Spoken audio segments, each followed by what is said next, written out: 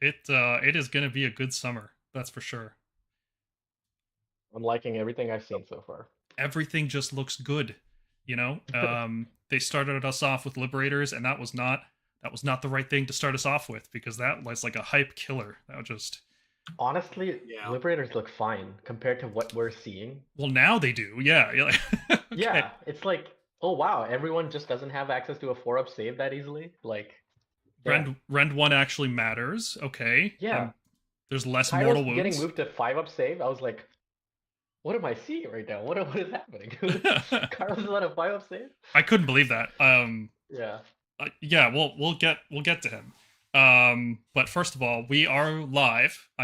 I'm pretty sure chat will let us know if we're too quiet or too loud or whatever. Relying on you guys for that because I don't understand how this stuff works. I'm not good with computers. It was a mistake to put me in charge. Welcome to the Stormkeep. My name is Paul, and today I'm joined by. Hey guys, this is Murgonk. Hey, everybody, it's Jack. Hey y'all, it's David. And David is risking his life being on this stream. Thunderstorms are really bad out by him, so we are grateful for him being here today. Oh wow. Jeez. Yeah, let's just not lose connection. Yeah, That's yeah. what we're worried Okay. Okay. All right. So we don't have all night, and we only have one topic. It's a big topic, but we only have one topic, and that's just talking about 4th edition. So whatever comes to mind. Before we start on that, I want to announce our next painting contest has started. This is the painting spells contest. They're now called manifestations. So go into the Discord server, post your fully painted invocation, like the prayers or an endless spell, or I guess the Kronspine counts now as well. So post one of those, and you have a chance to win a Spearhead box for Stormcast Eternals, a box of Vigilors, or Bastion Carthalos, all of which we think are going to be useful to you this summer. Hopefully, we'll see. But these prizes are all courtesy of Leighton Gaming out in Florida. They're our official sponsor. They are working their best to get their website up and running so that you guys can make it very easy to order from them. For the time being, you can message Carl on our Discord server, and he can get you hooked up with an order sheet and get you anything you need. And if you use code Stormkeep when you message him, he'll give you 15% off your Warhammer orders. So thank you very much to Leighton Gaming. If you have an endless spell, feel free to chuck it in the Discord server. And I'm glad we're doing contests again. It was a dark couple of months without them, but they're always great to have. All right, let's jump into the main topic of the day, not wasting any time. We're going to be talking about the faction focuses. So we did a live stream previously discussing just what was going on with 4th edition, kind of compiling a bunch of the articles that they had up. There wasn't really much news in the last month. They kind of really trickle fed out for a long time what was going on with like terrain and a few other things. We've got a more clear picture of what 4th edition is shaping up to be, and it seems like it's just going to be like 3rd edition for the most part, in terms of like how much damage things do, how much damage things take. But everything's kind of toned back a bit. Not so much that, you're not going to kill things anymore. Like, you're still going to have lethal damage abilities. You're going to have units that are just like absolute monster trucks. But the starting line for everything has kind of been toned back. So instead of humans, for example, Cavaliers used to be on 3s and 3s. Well, now they're starting on 4s and 4s. I'm sure there's ways to get +1 hit, +1 wound. There's bonuses to rend. There's all kinds of nasty stuff in there. But because the starting point is lower, then there's room to scale that properly and the game not get, out of control. So that's my impression of 4th edition so far. What do you guys think? Does that sound right? That sounds right, yeah. And it honestly, like, the fact that they have this clear baseline that is well defined, like, I think, like, we talked about this in previous episodes, but when they used to design Age of Sigmar for 2nd edition, Stormcast was the baseline. Like, the Yep. Liberator was the baseline, and everything was designed compared to that. But the problem is when you make that the baseline, then a god, like a demigod forged in Sigmarite armor, should not be the baseline. Right. Like, yeah, totally. Yeah, you should have your baseline separate from what that unit is or model is. So having this defined in clear terms, A, it makes us feel really special. B, like, I love this like granularization of what different races and factions in Age of Sigmar do at like on a base level. Mhm. So it clearly delineates what their weaknesses and strengths are. Well, and it's being informed by the design elements from Fantasy Battles now, the old world, because this is exactly how that worked. Humans had a baseline profile, elves had a baseline profile, and then units would modify off that depending on their role. Yeah, yeah. And when you start with the baseline being 3s and 3s on Stormcast, there's not really a lot of room to grow at that point. It's like, well, okay, if Stormcasts are on 3s and 3s, I guess elves should be on 3s and 3s too, and orcs should be on 3s and 3s. Right. And then the problem with that is when you don't have rerolls, because they made an effort to get rid of them all, the best you end up with is 2s and 2s, and it's like, okay, well, everybody's on 2s and 2s now. Like, it doesn't really matter anymore. There's no difference in how models attack or how they wound each other. Right. So there's a couple of ones that I want to talk about. Did you guys expect Grots to be like weaker than humans? Like 4s and 5s for Grot is a little like it makes sense, but at the same time it's a little weird. No, it makes perfect sense. Grots right now hit better than Stormcast. Well, okay, right now, but that's definitely that's no, a but weird thing. but the thing is, think about it this way, right? This is again their whole effort to give units clear roles. Grots are cheap as chips. Like currently, we're seeing 60 grots easily, 60 grots for like less than 300 points, Yep. with 5 up wards, recursion, 4 up rally, whole ass unit recursion. It can't stay the way it is. They cannot be hitting like humans if they plan on, keeping that unit the way it is in terms of like numbers. So for chaff units to hit like chaff, like 4s and 5s, yeah, I totally get it. They should always have hit like this. Like zombies are on 5s and 5s. That should have been. That makes more sense for them than to hit like a human. Yeah, okay, like it makes sense, but it's just such a drastic change, and I didn't think a Grot was physically that much different than a regular human in this setting. You brought up zombies. I'm wondering what zombies are going to look like. I think 5s and 5s is a bit much for them. Maybe 5s and 4s. 5s and 4s, maybe. We might see 5s and 6s. That would be. Okay. What would be on 6s in this game? Probably. What are the little ogre Grot things called? Snotlings? No. Noblar. Noblars. Yeah. Yeah, maybe them. I could see them on 6s in some Jack, way. you're muted. I don't know if we can't hear you if you're saying anything. Okay. Yeah. I think you're sorry. moving. That's like, yeah. Noblars are going to have the same profile as Grots because they're basically just Grots. I agree with you there, Jack. They're worse Grots though, aren't they? No, they're more cowardly. I think what you're talking about is like a Snotling. A Snotling. Yeah, maybe. But I don't think those are represented by anything other than tokens in this game. No. Or like, yeah. Okay. Yeah. Well, monsters being on 4s and 2s feels really good. Oh, hey, John, how you doing? Yo. Okay. All right, I'm just gonna make some quick boomer modifications to this stream. We are talking about the unit stats here. Nice. Yeah, everything fits on screen. Okay. All right. Yeah, so monsters being on 4s and 2s makes sense. It's a little weird that monsters and ogres have the same profile. Like we saw the ogre preview, they're on 4s and 2s as well. So it's like, okay, so the ogre is hitting as good as the zombie dragon. That's a little weird. But okay, sure, they're ogres, right? Whatever. It's only as good. This profile is only as good as how many hit bonuses you have, right? Because with all-out attack, you're on 3s, 2s, which is a great profile, especially for a basic troop like a glutton. So it's a question of how many units can get +1 hit. How many sources of +1 hit do you have? Like if you have a spammable all-out attack and you're on 4s and 2s, oh boy, that army is going to hit hard. That's going to be very dangerous. Yeah. I feel like they might have gone out of their way to stop situations like that. Like, this is an army that hits hard, and they definitely want to keep that. But I don't think this is an army where, like, for instance, if an ogre army really wants to be countercharging using power through, using redeploys and all the new special command abilities we have, that all-out attack is really taxed. Yeah, Like, that's you why actually have to make a conscious decision to use it, and I think that's fine. It'll come down to how many other sources of +1 hit are in the game. For armies like that. For flesh eaters, I can see that being an issue. For ogres, I can see it being an issue. From what little we've seen, obviously, right? Mm-hmm. Yeah.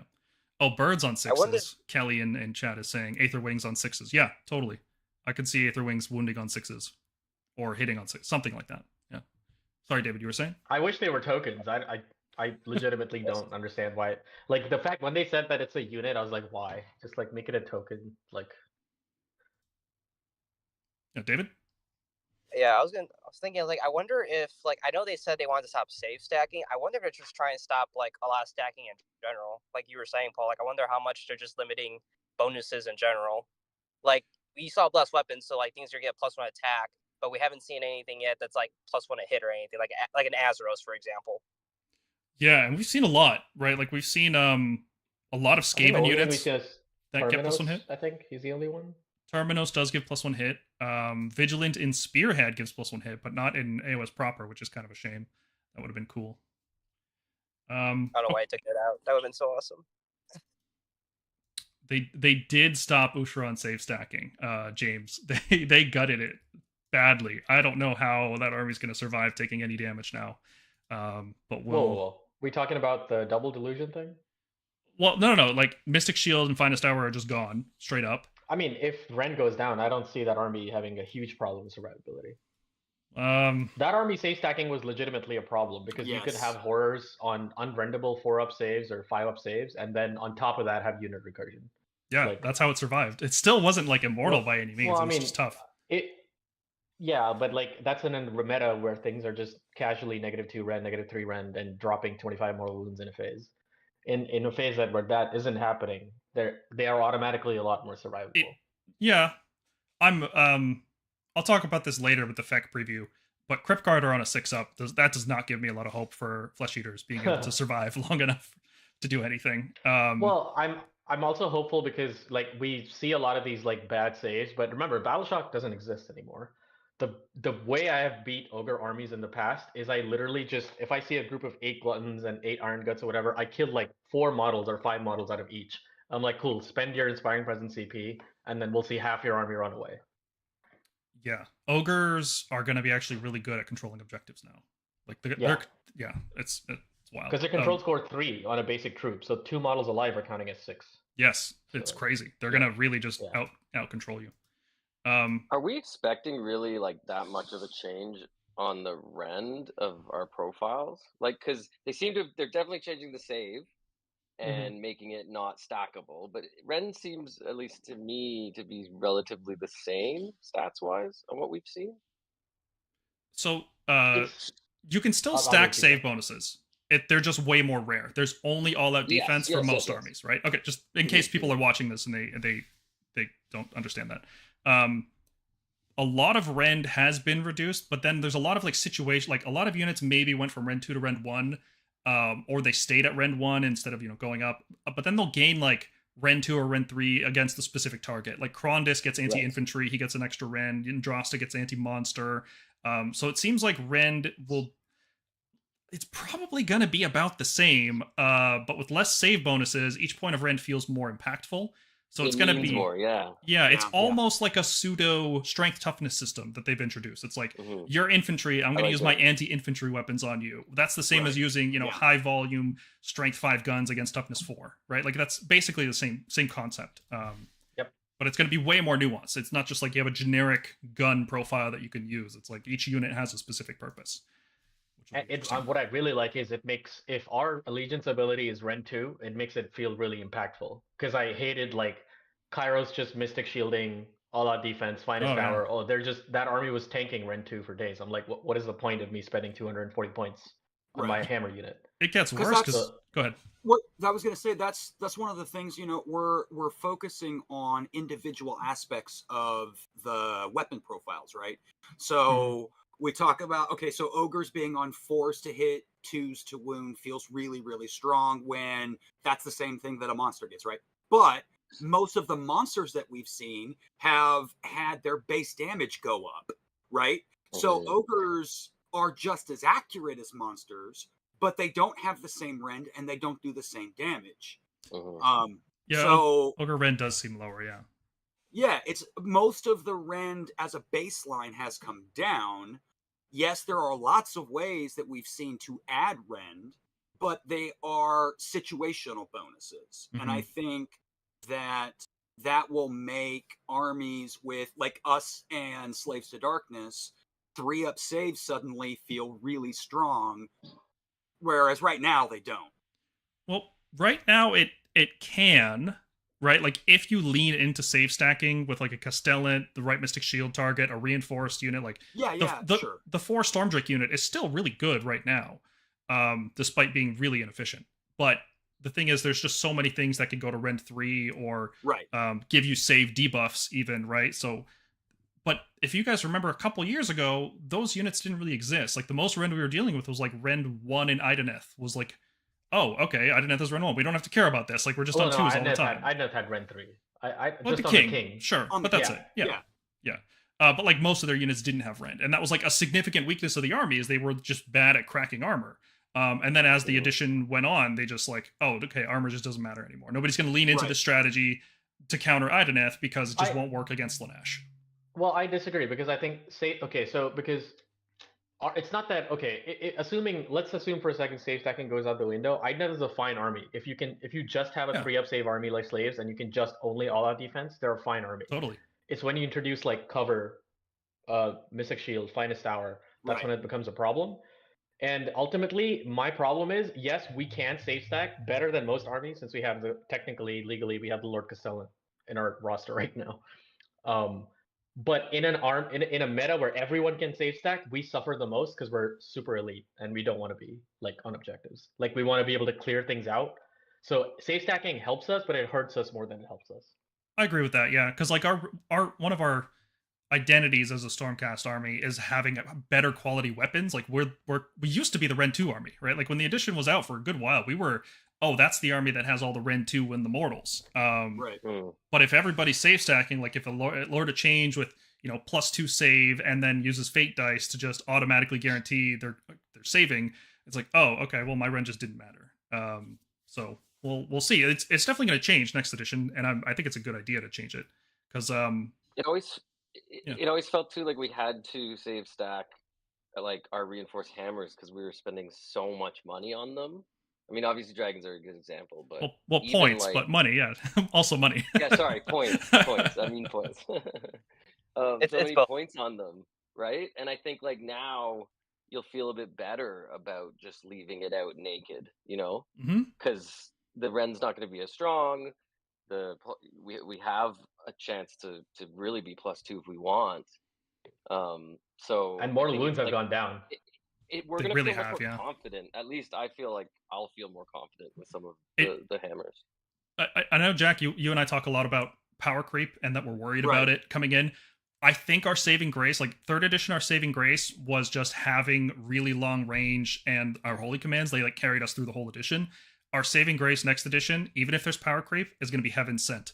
The fact that we can just bring back half a reinforced hammer once per game will keep us relevant. Even if all of the Rend goes crazy by the end of the edition, it doesn't matter. Our unit comes back, and that's going to keep us relevant. So I'm very hopeful for that.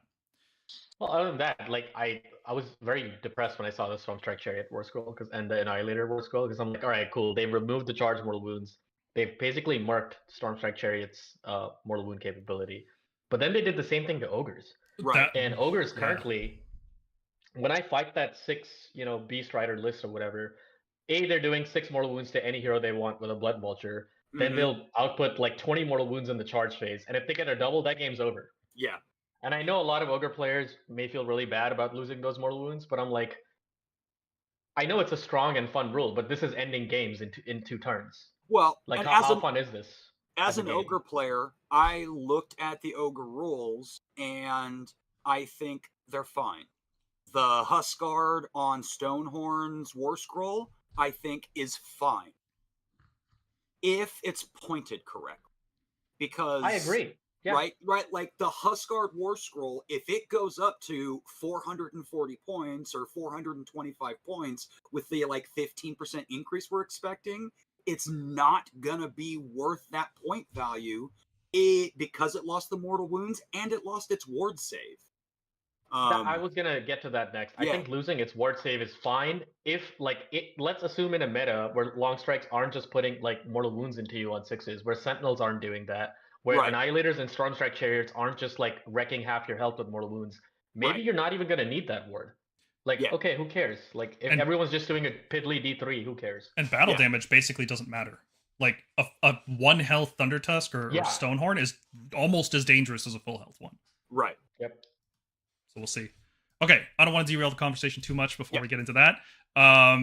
Let's talk about Stormcast Eternals Allegiance, their faction focus. I'm going to have, hopefully, I've gotten everything that's been shown off for Stormcast so far to this date of June 2nd. So I'm sure there's going to be more stuff, but I'm pretty sure I got everything for Stormcast and everything that, we have at least an official photo of. So we talked about the battle traits on our last stream, so we don't need to go too deep into them, but like we've still got reserves, and it seems like nobody else does. Nighthaunt don't have reserves anymore, right? That's gone.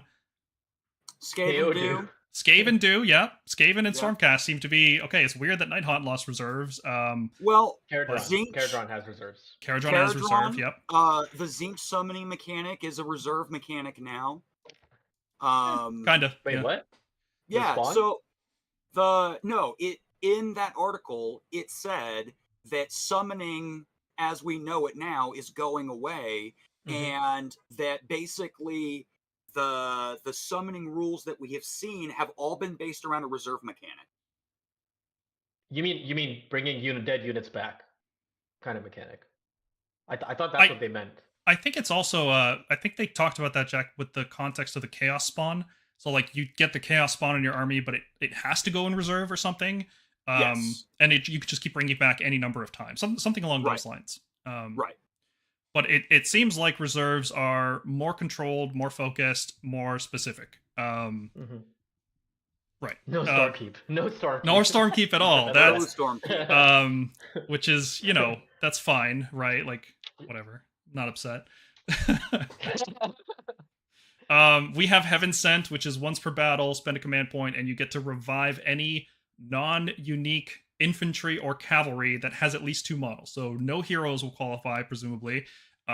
Basically, this is once per game, bring back your reinforced long strikes because they got sniped, or you bring back, hopefully, Storm Drakes or like Dracoths. Yeah. I don't think they're going to have cavalry. I think they're going to be monster. I don't think they're going to have cavalry, dude. Yeah. They're going to be a monster. Come on, guys. They might. Some hope. They might be monster This cavalry. is the no fun zone. They might be monster cavalry, and if that might make them a little too good. But honestly, even if you can't resurrect the Storm Drakes, you'll be resurrecting like the Long Strikes or the Dracoths or something that you bring in the same list. There's always going to be a target.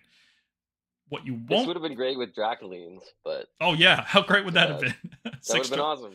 Yeah, you send them out to die with Lauchon, and then 3 of them come back the next turn. But yeah, this is an incredibly strong ability. It is a command point. That's a bit of a tax on us, but I've seen other armies like Skaven have to spend a command point every single turn to revive a unit, and we'll talk about this when we get to Skaven, but like their stats don't seem good enough that they're not using that revive every turn. It seems like Skaven, in order to win, will have to be reviving every single turn, and that's a command point every round that is gone for them. Yeah. We have Finest Hour. It is a bad version of the Finest Hour we know today. So it's you kind of have to divorce it from that that mentality. Like it's not the Finest Hour we have now, which is charge Karazai in, and then on the enemy's turn, when you've tied down 3 units, you Finest Hour because you just live through everything, and it's like the best feeling ever. It's not that. No, I no, it's better. It's better. I think it's worse because I would use it that way with Karazai. Like that's the way I prefer to use it, right? But now what it lets you do is be very aggressive on your turn. You can multi-charge things, right? Between all the strike first and strike last that we have and Finest Hour on a unit, you can set up really devastating turns of combat where you are taking damage back from your opponent, which is normally something we never do. We, like Stormcast, always want to hit something, obliterate it to make sure it never hits us back. That way, when they, on their turn, they're spending a whole turn doing that damage, like, we don't give them free turns of damage, right? Now we kind of maybe can. We'll see how lethal the game gets. I disagree. I'll tell you why. Okay. I'll tell you why. So one of the main problems that I have with Stormcast now sometimes is I cannot charge my maybe not Annihilators aren't a good comparison for this, but maybe like something like Fulminators or Evocators. If they have something like a screen or like even like a juicier target, but it has like a really good hammer unit within 3 inches of it, I'll fight that thing, kill it. That hammer unit that's right behind it, that's 2.9 inches from my units, will pile in, kill my hammer, and on my opponent's turn, that gives them a full turn of movement. Sure, but this allows us to be devastating on our turn and avoid riposte charges, riposte combat. Even though we can attack that unit as well, it allows us not to be wiped in our turn. It means they have to invest a turn killing it, which I'm okay with. Yeah, that's fair. I like this ability. I am sad that it does not interact with our signature army ability Scions. because the unit has to be on the table. Yeah. I am okay with Maybe. that. I feel like reserve. I don't know. Things coming out of reserve. I don't know. I'm sure from a game balance perspective is fine. I'm Yeah, I know just what you mean. sad that it doesn't interact. I know. It's But possible that we may actually be able to use this ability on units in reserve because it's not a unit ability; it's a battle trait. So, for example, you can you can put units in reserve with the Celestial Realm. They're not in play, so how are they using that ability? Yeah, So that's true. It's possible that this may be used on units that are in reserve, but I'm not going to count on that, right? No, yeah. Until I see it. Okay, what else we got? We've seen our third sub formation, battle formation. That's what they're called. Pick a Ruination Chamber unit. It has a 5-up board for the rest of the turn, and you use this every hero phase. On your turn, that means you do this before your opponent does any counter casting, any covering fire. You can really soak up a lot of damage with Ruination Chamber units, and so far all we've seen are the heroes, prosecutors, and reclusians, right? Those are the only ones we've seen so far. Giving them a 5-up board seems good. Like, yeah, it's not free. Obviously, you give up the potential of extremist units getting strike first or warrior chamber units getting +1 hit, which, like we've been talking about, +1 hit effects seem really good right now, especially with the amount of -1 hit from cover that you can expect to see in the game now. So this has significant opportunity cost, but on the other hand, a 5-up board is very good. Probably, right? It depends on how good Ruination Chamber units are.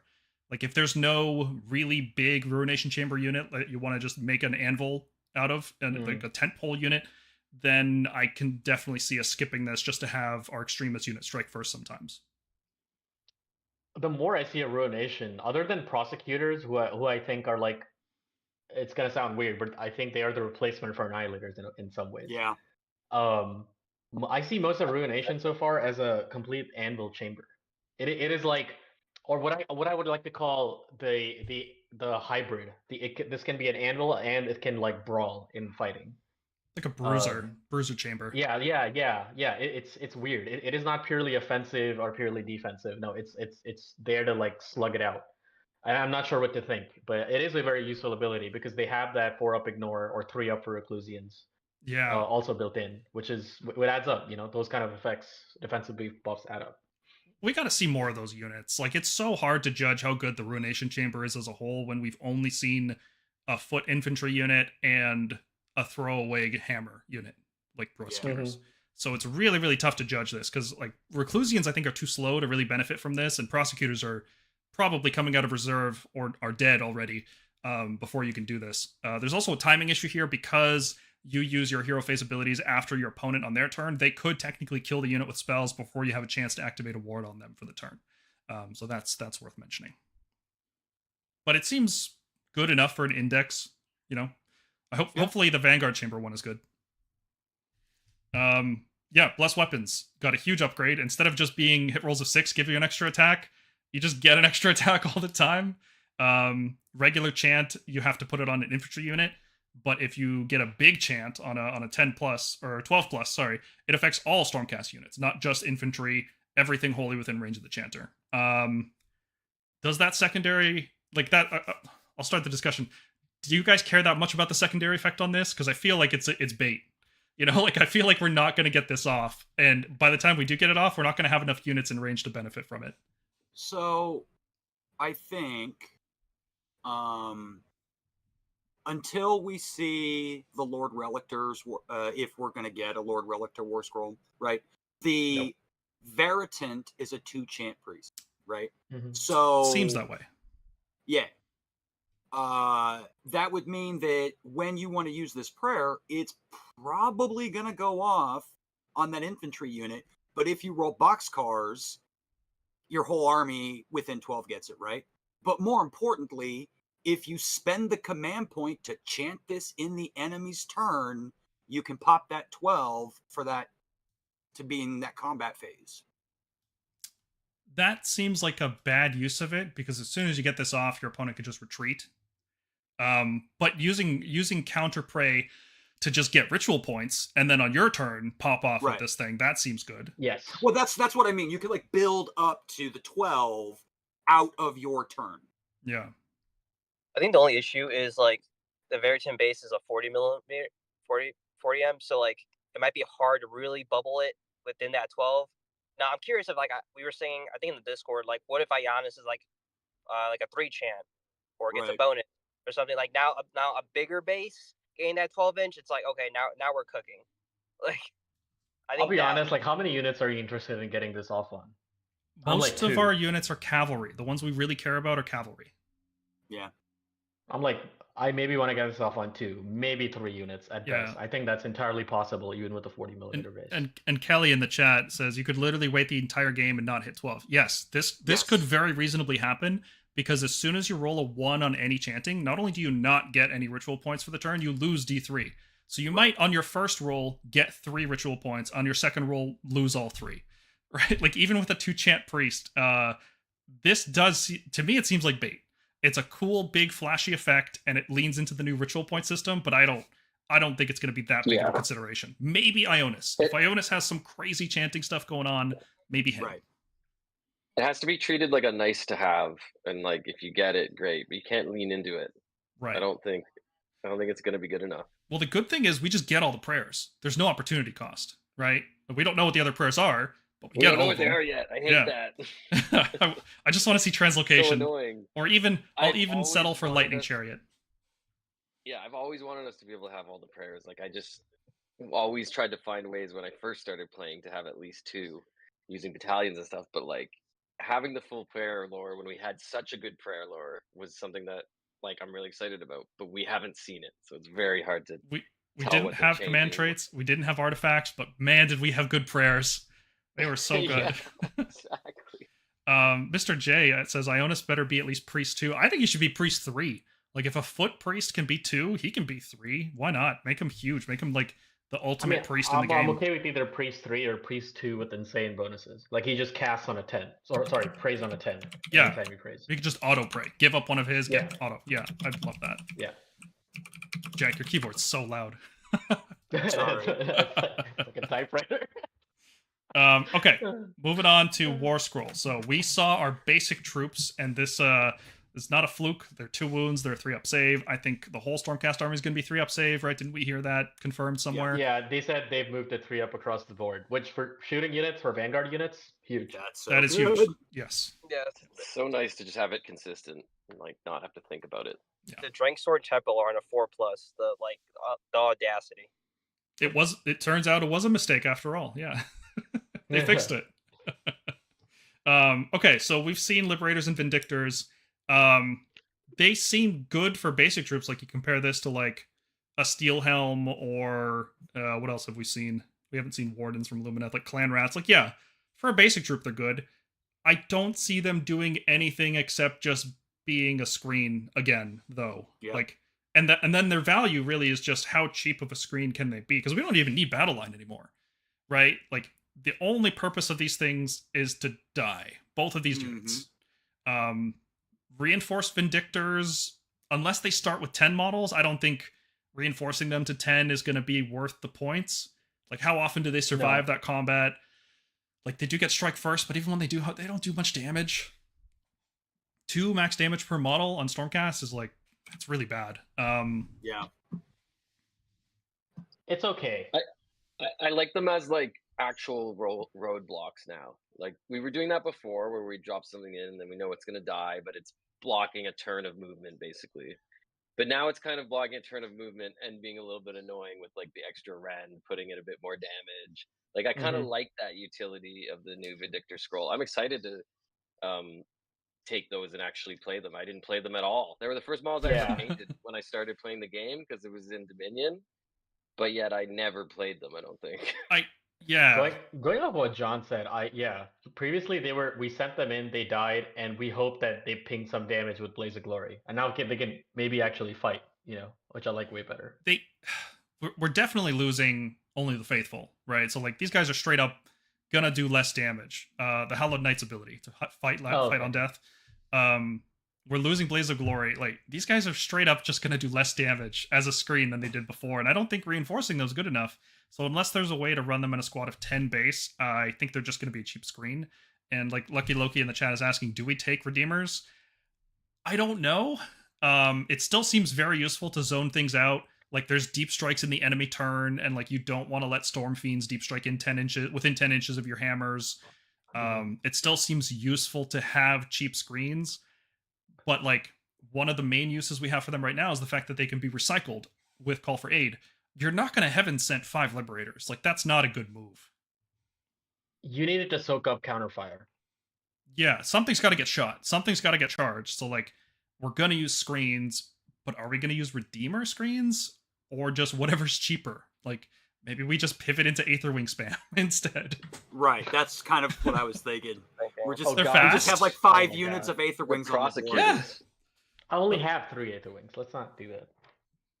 They're Or cheap. like depending on Vigilers are cheap, like would you guys like, let's say Vigilers at our current point cost, right, are 140, Liberators are 100, Fins are like 110.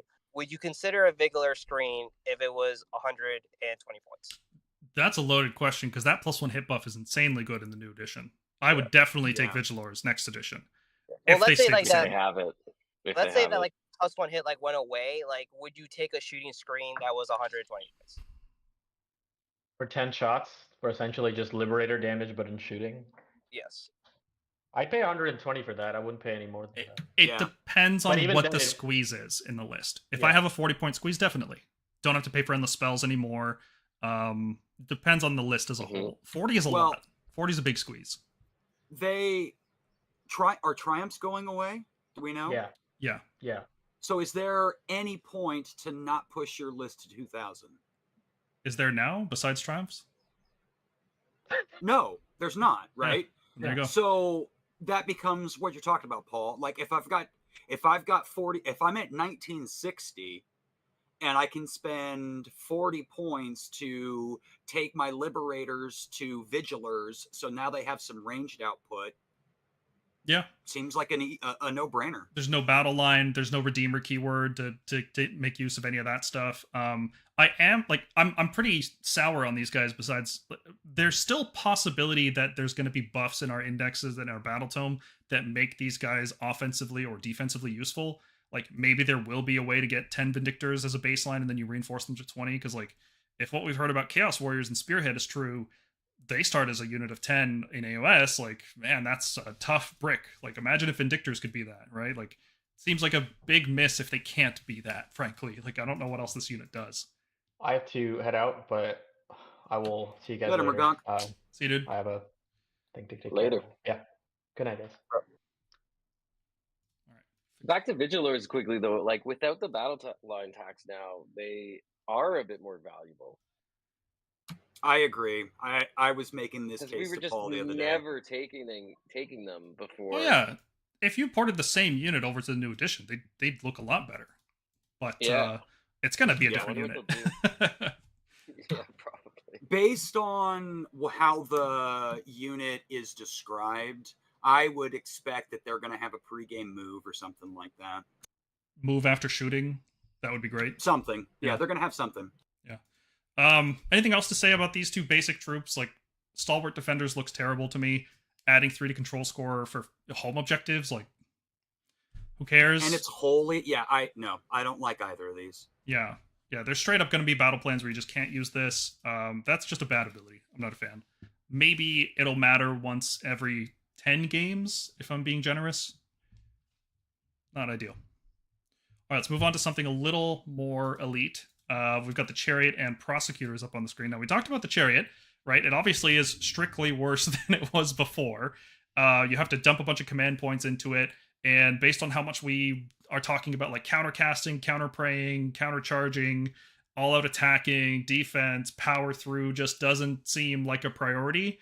No. Spending a command point to do 2d3 mortal wounds is actually kind of tempting, but you have to also pay points for the Chariot, and it has to get in combat and survive the combat, and with only 10-inch move and 10 health, I don't know. I hope it's cheap. I hope it's like 130 points, like not much more than Yeah. Liberators. Yeah. But since we talked about it already, let's move on to Prosecutors, which look like the best unit in the book. Yeah, they look good. And all that changed on our opinion of that was that little ability there on the melee weapon, charge +1 damage. So now every single Prosecutor on the charge swings for 6 max damage on 3s round 1. And if they stay cheap, and they should, because there's 6 wounds for 3 models, this is going to be like a 100-point unit tops. Like, this is actually doing significant damage, to the point where you'd even reinforce it, bring it into play, rely on the 3d6 charge with a reroll command point if you need to, throw a bunch of javelins, get in there for like 36 something max damage on 3s round 1, all out attack it, maybe finest hour if you can do that out of reserve. That's like a nice disposable 200 point, like that's a Grand Hammer unit, 200 points to do that. Yeah. And that's a price we're currently paying, except this doesn't require a Lord Imperator tax. So, and every army can use it. There's no downsides here. Yeah, if these guys are around 100 points, they are looking very, very, very good. And I'm glad I have 9 of them already. And they can also get that 4-up ignore on anything. So like, oh, my opponent wants to hit them with some spell, like 4-up ignore. Cool. You can give them a 5-up ward. Don't think it's worth it, because, multipliers on effective health don't really do much when you only have 6 wounds per whatever 100 points. Yeah. Looking fantastic. They combined shooting Prosecutors with melee Prosecutors into a single Warscroll, gave them the best of both, and then also gave them bounty hunters, but against everything. Like, this is great. This is a great Warscroll.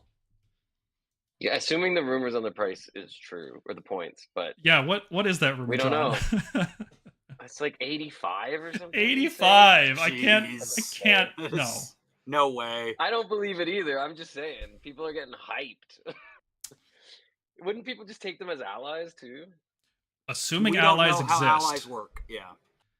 There has been zero mention of allies so far in the previews. Not one whiff of the word ally has been uttered.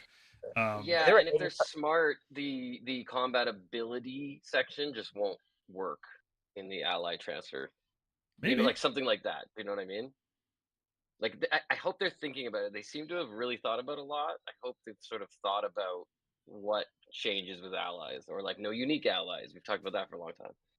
Something like that. Yeah, a lot of people are suggesting it's just going to be regiments of renown, specific units and specific combinations for specific point costs. That could work. I think if there were 80 prosecutors released at 85 points, a lot of 3D printers are going to go burr.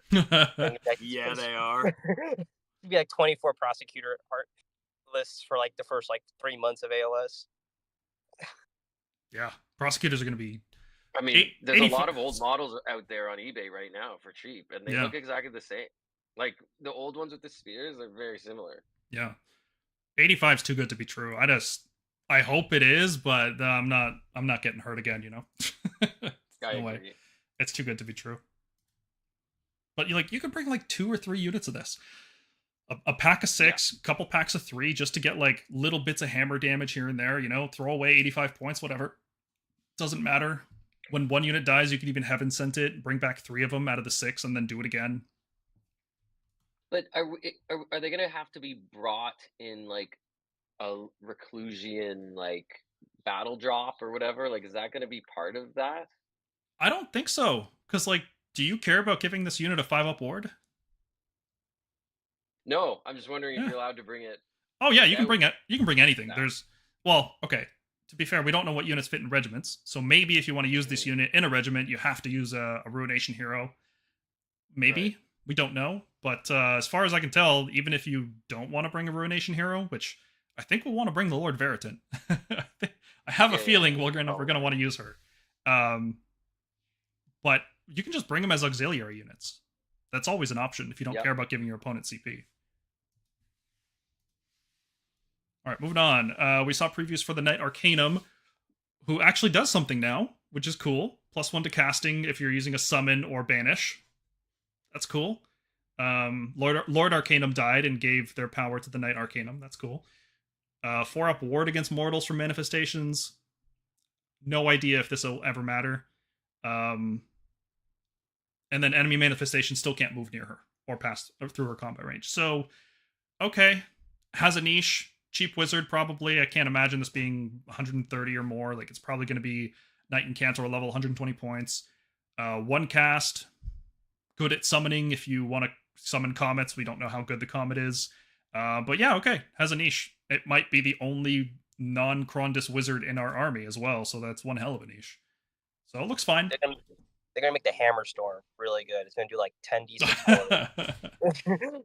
I hope it's not just Quicksilver swords, but worse, like it's always been. It just is bad.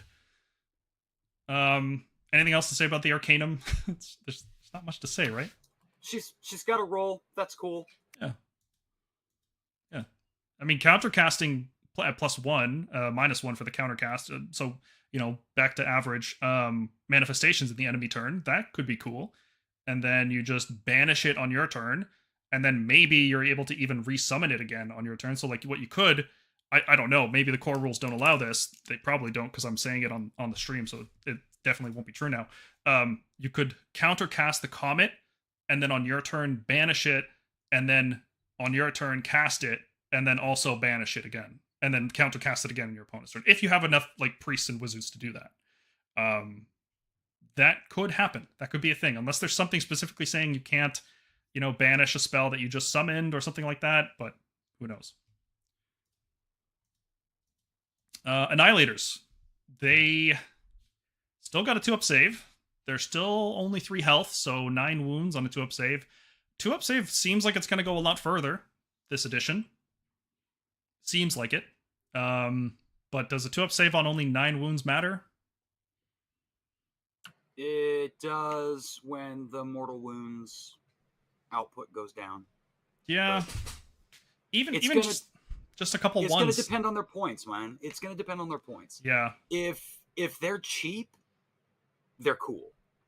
If they're not cheap, then there's no I got no place for them. Yeah.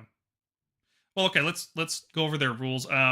They hit like prosecutors on the charge, that's the new standard now, by the way. I'm going to just use that for everything, because everything should be compared to prosecutors at this point. Same damage output as prosecutors. They're definitely going to cost more, right? They're more wounds, more health, a better save. They do charge mortal wounds, but only... Well, no, not really. They do impact mortal wounds. Like, when they come into play, 3 units on a 3+, take some mortal wounds. That's actually really good. The fact that you can just do any number of these makes me very worried that people will just build an Annihilator spam list again. Because if mortal wounds are strictly toned down, and you can just assassinate a whole bunch of enemy heroes off the bat with this, like you pop open some screens, turn 1, turn 2, drop 6 units of Annihilators, and because like you either do 2 or 3 mortal wounds, so it's like, well, all right, I'll drop 5 units, 3 of them go through. That's at least 6 mortal wounds to kill anything, right? Like that's it's concerning. Yeah. The spam potential of this unit is very concerning. I think the other thing too, right? They can't be cheap, and I think you are going to see them. More importantly, for that brace for impact rule, right? So you drop them in, they charge in, they wipe the screen, and they're standing there. Your opponent charges them, and there's a 50-50 chance that you're going to make them strike last. It's less. I think it's like 2/3 if you reinforce the unit. Less than that without that. I don't remember the numbers, but it's a low chance. I think it's like 30% maybe. I don't remember the exact numbers, but if it's reinforced, it's about a 2 in 3 chance. So it's like a 3+ strike last if you reinforce the unit. If they charge you directly, right? Which doesn't, on their own, that doesn't seem very good, because even if they get to hit you first, they're not the heaviest hitters, and you can't Finest Hour during the enemy turn, so like you're going to be on 3s to wound. And that assumes you even make the charge to begin with. Like if you don't make the charge, you're taking a lot of damage. Yeah. Yeah, James, I think you're right. I think it is 42% with 3 models, and then I think it's like 66 with 6 models. Something like that. Yeah, that's not good enough for me. I'm not a gambler like that. Where I could see these being used is like you lace them into other units. So it's like, oh, you're going to charge my unit of Storm Drakes? Okay, well, I've got Annihilators in combat range of that. Like, they're within 2.5 of the front line. So you're going to fight last 2/3 of the time. Like, I'm going to 3-up fight last you because you charge my Storm Drakes, which is like, that's really good. Because this isn't strike first for the Annihilators, it's strike last for the enemy. So that, just interlacing them between other units seems like a really, really good thing to do. Depending on the cost. Like, I have a feeling that they might be going back to their like old point cost. I can't imagine this unit staying at like 150 points. I think they are now. Like that just seems like that's just asking for somebody to take a 2x6 block and throwing shooting hammers behind them, or just melee hammer. I wish Blazing Impact only picked like one unit or something, so that spamming this unit wasn't as good as it currently is. The fact that it picks 3 units for each one you drop in, man, that's just gonna do a lot of damage. Just, I don't know. I'm worried about this just being spammed because it gets cheap enough, because it doesn't see enough play. What do you think, John? You play any Annihilators this edition? Yeah, I played a bunch of Annihilator drop lists. I was doing it a little bit at one point just to test out for some guys that were going to Worlds and they wanted to play against it. So we were just spamming drops that's right. over and over again. Yeah, people are gonna do it. People are gonna 100% do it, and it's like if the 2+ is really even more powerful than it was, previously, I think that format becomes really powerful. But I do think there's something that we're not. I mean, there's a lot that we're not aware of yet, but I do think there's going to be something about battalions that is going to limit this kind of play or discourage it. We'll see, but I don't know. It's going to be pretty strong, that's for sure. Not fun at all though. Like this whole play style is just totally degenerate. Yeah, you're trying to basically like neuter your opponent within the first turn, just like cut their knees off and then slowly win the rest of the game. Yeah, it's not. I hope. Well, I don't know. Well, here's a question I should have asked with Liberators and Vindictors. How many points would you guys pay for these units? So we'll start with the Annihilators since we're talking about them. And I honestly would pay 150. I think I'd pay 150 for them. I think they're gonna go back to like 180. I think they have to. Yeah, they would have to for sure. I think they should. But saying the like save is gonna be a lot more valuable too. Right. And are you asking what we would pay for this unit in the game right now? Yeah, because that's the only context we have. We don't really know what it would look like in the future. Yeah, 150.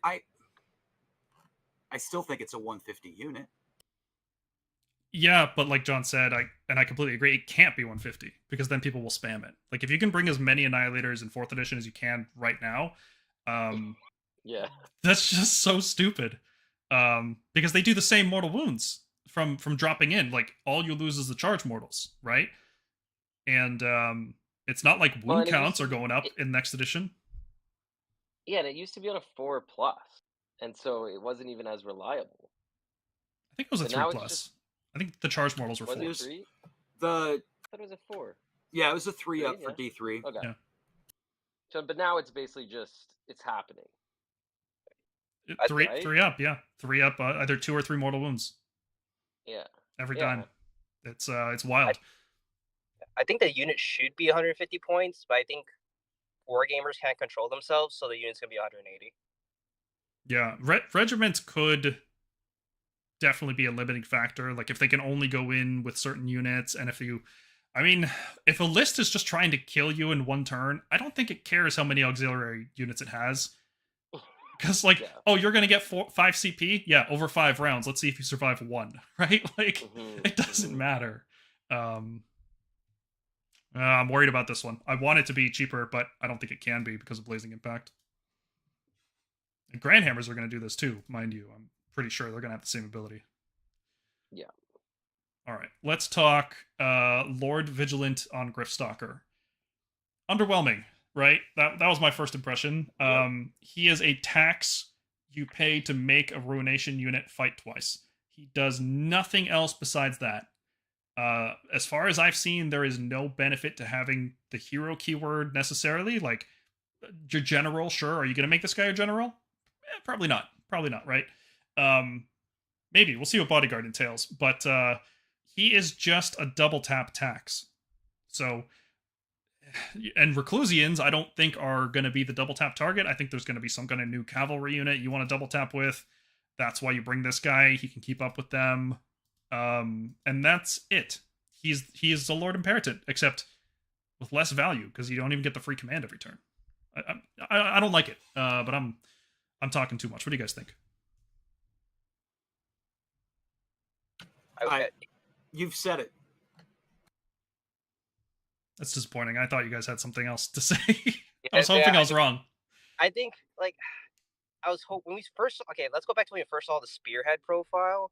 Like, I thought that was going to translate into, like, the actual game. And then, we all got pretty hyped for that. And we were like, oh, okay, I guess this is how it's going to actually be. He seems way better, like, that way. But, like, if this is his Warscroll card, like, for 4.0, it's kind of like, well, I don't know. I'm not sure what I'm going to do with him. Maybe there's something else in the indexes or in the book that's going to make him a machine and a better take. But, like, right now, I'm like, I don't know why I would take him. Yeah. I think for people who aren't familiar with the Spearhead version that we saw earlier, he has an ability where you pick an objective and every unit fighting on that objective has +1 hit. And that, I'm pretty sure, it works on non-ruination as well, because, Spearhead doesn't have really any chambers or anything like that. But +1 hit would be great in this edition. All this guy does is let you once per game fight twice, which is disappointing. Chase in the chat says maybe Stormcast will have good heroic traits this edition. Yeah, maybe. Maybe this guy becomes good because you get a good heroic trait, and you bring a heavy ruination unit so that you can stick a 5-up ward on it, so that you can make a double tap. Like, yeah. Maybe. Wasn't there something about a mount trait for this guy that people were talking about? Yeah, so in the article, they talk about him multiple times in the article. They say that Griffstalkers have the power to drain life from their enemies to heal the Lord Vigilant. And it's like, oh, that's cool. How does that work in game? It doesn't. It's just not in the game. Well, we don't know, right? It might be a mount trait just for whatever Griffstalkers. Because you know how our mount traits, even the ones we have today, sometimes specify that they only work on Jackoss or they only work on whatever, right? Aren't mount traits going away? Probably for the index, but probably come back for the battle tome. Like, that seems like the kind of thing you'd add in a battle tome. Because that could make, it's hard to understand exactly what they're designing him for. It feels like there's something missing. Yeah. Here's my crazy take on it. Do you guys see the size of the model on the card? They wanted to show this model on the card, so they removed one of his abilities to make room for the photo. They made it a mount trait. And that sounds crazy from a game design perspective, but from a product perspective, like a marketing perspective, okay, yeah, it's a new box being shipped out. We want to make sure this is the card. You got enough of the model. Notice how it cuts off just underneath the armor on the Griffstalker. Like, they wanted you to see the details. I don't know. It's crazy, but I think that's what happened here. Couldn't get a good shot of him. Okay, well, I guess he's only as good as the Reclusians, and we can see their Warscroll here photo was taken by one of our awesome Discord members, and we are definitely going to put that everywhere on the internet now. So they are they hit like prosecutors, but with crit mortals, which is like, okay, prosecutor plus. They don't have to charge to do that damage, which is cool. They get the resistance rolls on a 4, and whenever they have their tokens alive, they get the resistance rolls on a 3. Now, anytime you make a save roll of a 1, one of them just dies the tokens. You still take the wound, mind you, so it's not like they take the wound for you. That's the weird thing. Yeah. I don't understand that. Why is it like that? I don't know. So basically, we're looking at half a unit of Quest or Soulsworn. Instead of teleporting and counting as more models, they get a resistance roll and access to fight twice if you bring the Vigilant, and access to a 5-up ward if you bring that subfaction. And to me, that just sounds like a terrible unit. Because it's going to be like 200 points. This unit will not be less than 200 points. And I'm sure somebody's going to clip that. Words forever. It's like they come out 195 just to really stick it to me. But they're going to be expensive, and the only way to use them is going to be to reinforce them and to bring the Vigilant with them. But they're so slow. Like, they just... I don't Oh, understand what this unit's doing. I don't get it. Like, when I saw the Warscroll, I was just like, why? They're supposed to be, like, really dark and badass. And then they're just, like, kind of okay.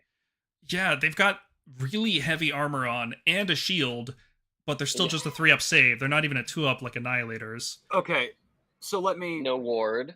Hang on. Let me... In every single launch box set, right, we have gotten a hammer unit with 3 models, right? But in first and second edition, that unit actually had 5 models. They could do it again. So and that's the hope for this unit. Yeah, right? Because if they have 5 guys and they've got 5 little dudes, then for 200 points, that becomes not a bad deal. Well, they probably don't, because if you look at the rule for Memorian Descendants, it says for every 3 models in the unit, you get 2 Memorians. Whatever, right? So if they, okay, all right, yeah. This is the index. I agree, though. I would want them in 5s. Like, why are they in 3s? It's very strange. This is the index Warscroll, and until the standalone box for the unit comes out, this is what we have for that unit. I think there will be a standalone box because, well, maybe I don't think, maybe I just hoped.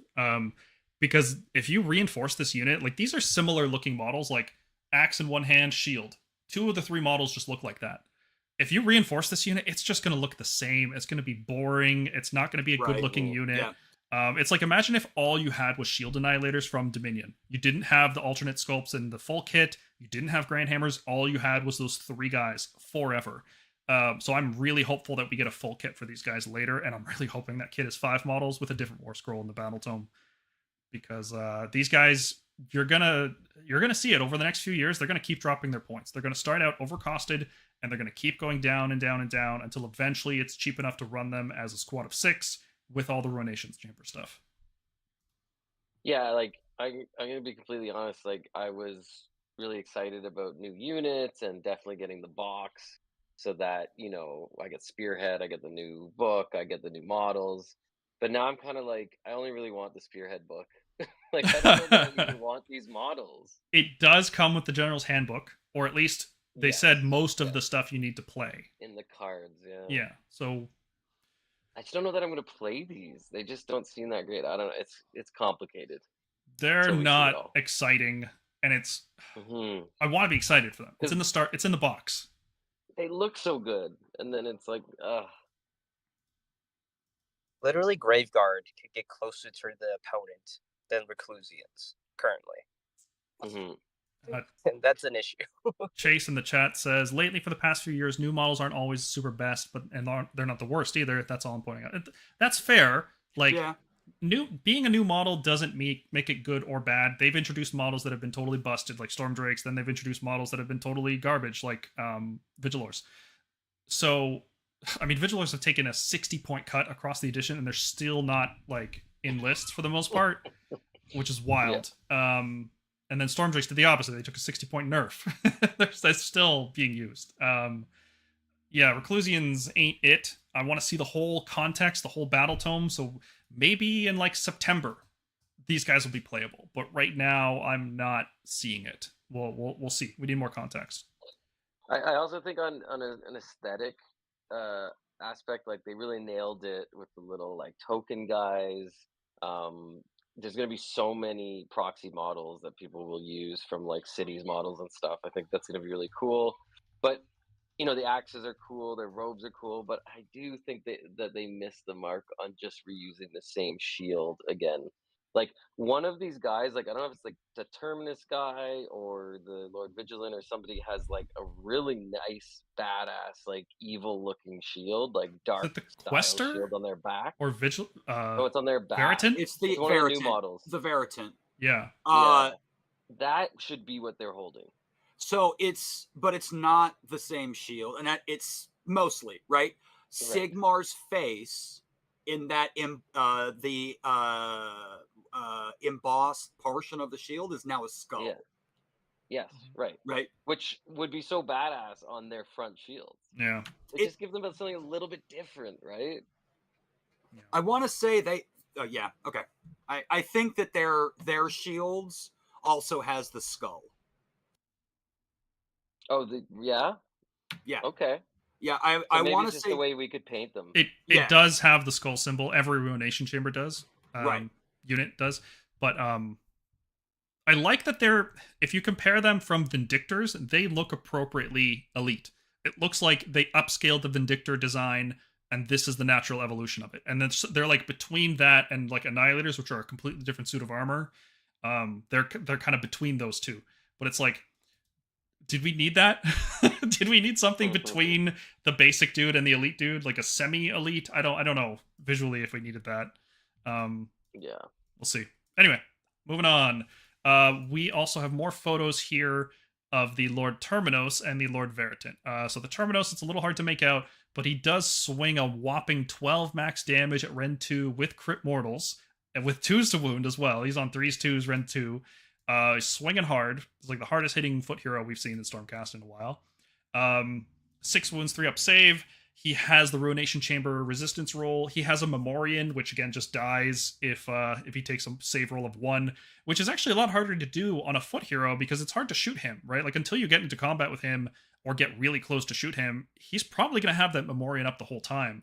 And if you guys can make it out, what his Memorian does is it adds 3 to the control scores of Ruination Chamber units wholly within 12 of him. So your Reclusian suddenly from control 3 for 3 models or 6 for 6 models, they become 6 for 3 models or 9 for 6 models. And that sounded really cool until we saw ogres and how much control they have on objectives. And now I'm not very excited about that ability in particular. But he also has a combat phase ability. And I'm pretty sure that you can just do this any number of times. It's not once per game or anything. But after he fights, then you can pull in a Ruination Chamber infantry unit, which seems like it's prosecutors and Reclusians, and they can fight and they get +1 hit. I'm pretty sure this ability doesn't specify. Yeah, it doesn't say it can't have strike last. Other abilities that pull units into combat now specify this unit can't have strike last. Like we saw the new Ghoul Patrol ability, which is 2 units of ghouls can fight at the same time. One of them can't have fight last. This doesn't have that restriction, so this is a good way to get around strike last, which does seem more common in the new edition. And it gives you +1 hit. So this guy actually, he's part of that Reclusian package, right? Like if Reclusians are good, this guy's going to be probably slotted in with it. He's not as important as the Lord Vigilant, because the Vigilant is giving you fight twice, which is just way more valuable than what this guy gives you. But he does fit in the same package. So I like him, but again, it's all dependent on how good Ruination Chamber infantry is. I can't see him following prosecutors around. He's way too slow. But he's looking okay. Not terrible. Yeah. I did notice in a lot of Warscrolls this edition so far, there's a lot of wholly within 12. Which, as we all know, like is kind of difficult to maintain. So that's going to be interesting. There's going to be a lot of infantry with heroes like inside them, you know? Yeah. Well, less of a problem for us because we don't have many models. But other armies, like, yeah, good luck keeping 60 zombies in range of wholly within 12. Yeah, I also think that this is going to give more, make it more common for your heroes to be alongside, because his ability requires that the unit that he picks has to be within 3 inches of him and the enemy. Yeah, it's fighting again. You can't pull them into combats that they weren't in. You might have to be countercharging to make this work. You know, people could stay just outside of 3 and then force you to burn 2 CP just to use this hero's ability. Yeah. Well, what I'm saying is, previously, when we have seen stuff like this, it's like pick a friendly unit wholly within 12, right? It'll usually specify in combat as well. Like in 3rd edition, a lot of them do. Yes, but the hero doesn't have to be standing next to the unit in 3rd edition. Yeah. His ability requires that they're running around as a little pack together, sort of like we were saying, right? Yeah. This ability also, you're totally right. But this ability becomes insane if we keep things. If there's any way to give him strike first, this ability becomes really insane, right? Like if you guys recall the Quicksilver draft that we had for that one season with Galatian Champions, and we were using like Azuros, 10 Protectors, or Retributors if you were being fancy. But yeah, you could just slap things with Fight First. It was awesome. So this guy has a lot of potential, more so than the rest of the package. He could actually just be good enough on his own to justify Reclusians being good if he has something like Quicksilver Draft. That would be already enough to make him viable. And it would make Reclusians viable too, which would be cool. Okay, Lord Veritas. It's also a cool model. It is a cool model. Yeah, big axe. He's the guy who goes around like finally killing Stormcast when it's like, nope, you've too many times. Can't have you go out again. They'll just kill you right now, and you're dead forever when this guy hits you, which is pretty dang They cool. couldn't fit him on the Warscroll page though, Paul. Well, they had to fit the Memorian in there, right? Yeah, I guess he's got the cover. He's on the book. That's true. Okay, Veritant. It's hard to see, but until we see a clear picture, this isn't confirmed. But it seems like the Lord Veritant has Priest 2, which is very, very, very good this edition. Being a Wizard 2 for like 150 points became like a standard thing by the end of 3rd edition. So I'm hopeful that Priest 2 can be about 150 points. And Priest 2 seems really, really good, like way better than Wizard 2 because of how ritual points work. Like you can just fail your first prayer or just not chant it successfully, bank ritual points, and then the prayer you actually want to chant, well, now that's the one you actually want to do, right? And yeah, Kelly, it's super strong. The prayer requires picking a unit in line of sight. I don't know how the Veritant's going to do that when she's wearing a blindfold, right? Like, it's a little weird. Kind of a slapper in melee, too, right? Like, max about 9 on average, like 3d3 averages out to 6, so we're looking at 9 at 3s round 1, sometimes 12, right? It can spike up a little bit higher. That's not terrible. That's better than our priest used to be. If you guys remember the Knight Relictor with his awesome Relic Maul that did 6 damage on 3s round 1. This is definitely a step up. How often will she be getting the anti-priest or anti-wizard rend bonus? Almost never, right? Never. Never.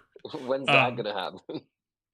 But she does have this other awesome ability, which is that she gets to give enemy wizards and priests -1 to cast and -1 to chant if they're within 12 inches of her. Not wholly within, just within. So you could just drop her into play and just be, here you go, -1. I didn't care about chanting my first turn, or you can hopefully translocate her or something. You just, bam. Like, I'm so glad this is 12 inches instead of like 9 inches like we saw with the Azuros or the Exorcist, where you just couldn't use this ability from reserve. This really makes it a lot better. Yeah. Now, and she gets unbind. Yes, she gets to unbind, which is dope, right? Like, she always gets a banish because she's a priest, and now she gets to unbind as well. And you're unbinding something that's casting at -1, which is great. Like, somebody, you can deep strike here, and if your opponent wants to countercast on their turn, they're at -2 to cast between this and the countercast. Like, that's awesome. And casting bonuses seem to be way more rare this edition. That's something we didn't really talk about, but wizards are getting nerfed. Like, across the board, every wizard looks worse. It's gonna be hard to cast. Yeah. Everything is harder to cast, it seems. Wizards are just straight up worse.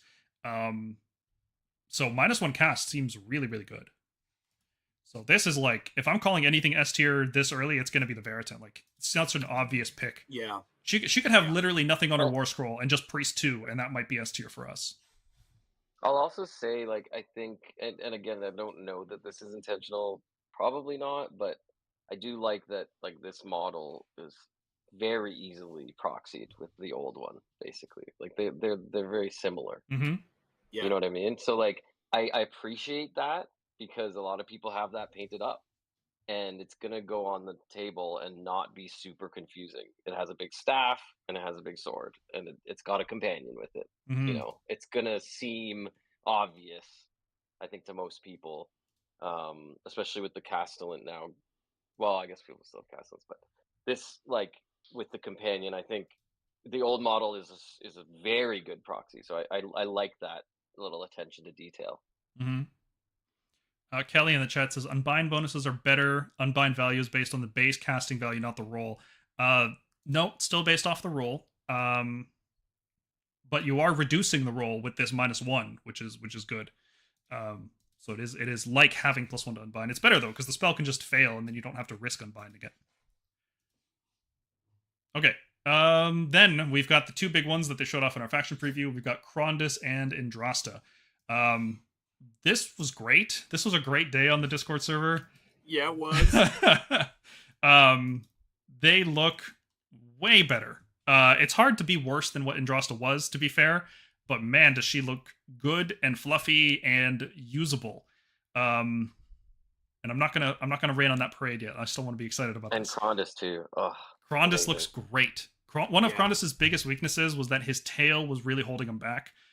Because if you fought infantry, like squads of 5 or 10, Krondus felt great all the time. Right. But there are so many matchups or just times in other, like, even if you have infantry on the other side of the table, sometimes that's not what Krondus is going to be fighting, where it's like, oh, okay, I'm fighting 1 or 2 models, and Krondus does nothing. He just, like, rolls a bunch of 2s, because it's not worth buffing him at that point. It's not worth giving him Celestial Blades. It's not worth giving him all-out attack. He rolls a bunch of 2s to hit or wound, and he fails, and it's like, oh, okay, cool. I've done nothing with my 500-point monster.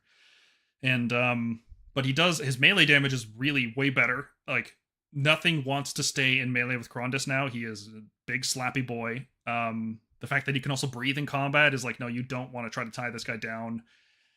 He still doesn't have a ward, which sucks. But if Praetors still exist and they give him a 5-up ward, that solves that problem, right? Which is great. Battle damage doesn't matter. As long as they rewrite that rule a bit. Like the Praetors need to be able to be in the sky. From what we've seen... From what we've seen of other bodyguards so far, it's like if you're near the bodyguard, both units have a 5-up ward or something like that. Yeah, perfect. Yeah. His damage is greatly improved.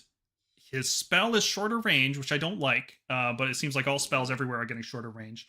And it lost I think it was -1 attack on missile weapons. That used to be an effect which you would never pick because who's going to put their shooting unit within 24 of Krondus? Nobody. So it's still got all the good stuff. He only has +2 to cast instead of +3. But that doesn't degrade. So he's got 1 wound left. He's still casting at full value, which is great.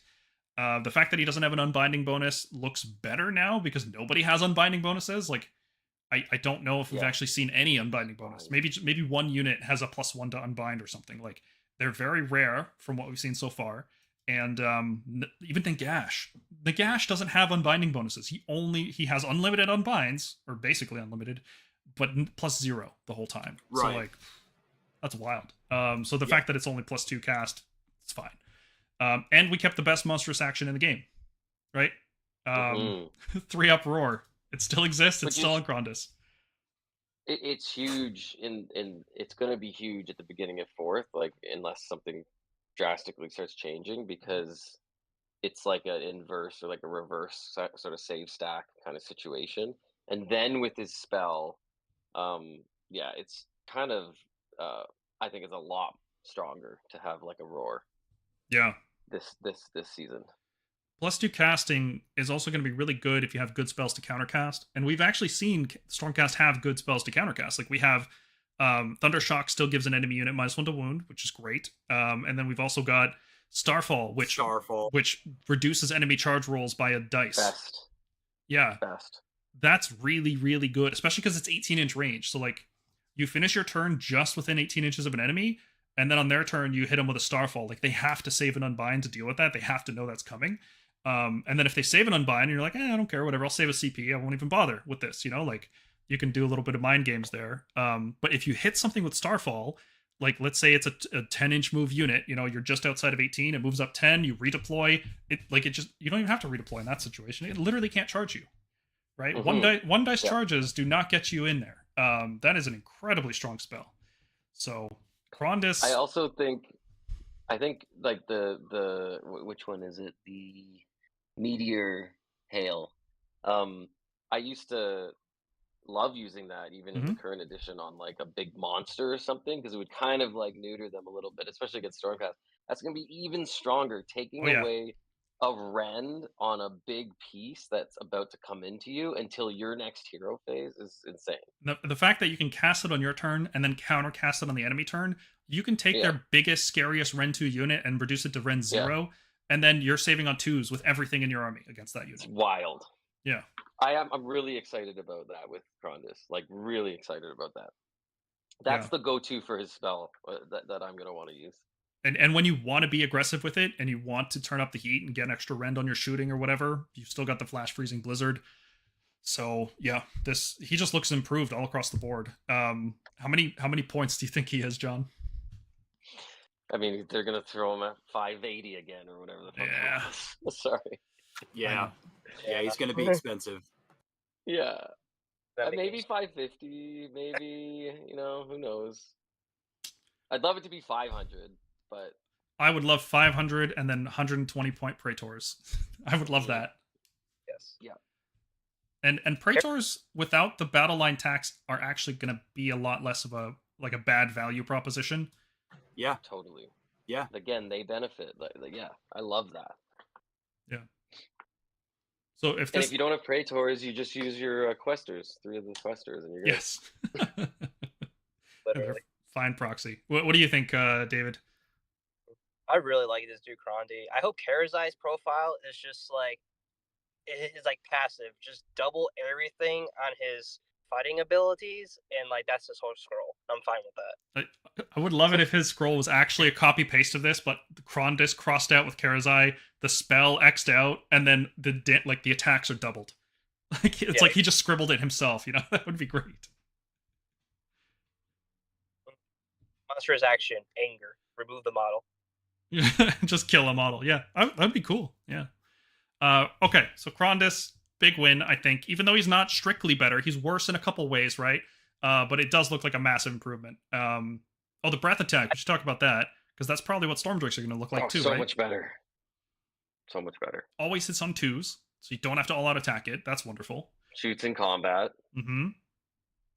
It was so fluky before. Like, I think it's great. 1 in 3 times it did D6, and then it still did 1. Exactly. I think the fact like they knew that a lot of people weren't running Krondy, so like they're like, okay, like how can we make it so you don't feel bad about taking it? So like I give them credit for that. Like they're trying to push that like you could use both dragons, where it felt like we kind of like you use Karazai and just buff them up to the gills. Mm-hmm. Krondys would be better if we didn't have such a strong anti-magic thing going on this season. That too. But his +3 was pretty good. Like I played him a few times, and like no one was really stopping that. His biggest problem was that Blizzard just killed him every time. Well, yeah, you're definitely not putting him up front for sure. Yeah, but the 24-inch range was really nice. I've really liked that. I loved casting a spell from so far away. 18 seems like a long range this edition though. Like 24 is going to be the new 30. 18 is the new 24.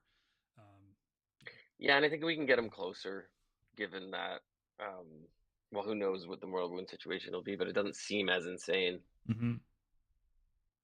Okay, let's talk Andrasta and her broken ability that doesn't work properly at all because it's colored red, and everybody knows red means it doesn't work. It's broken. She is now a proper hammer.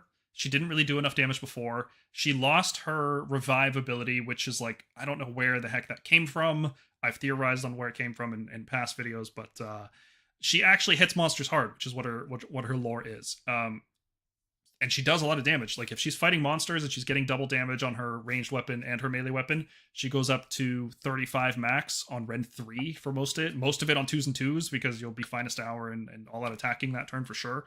Yeah.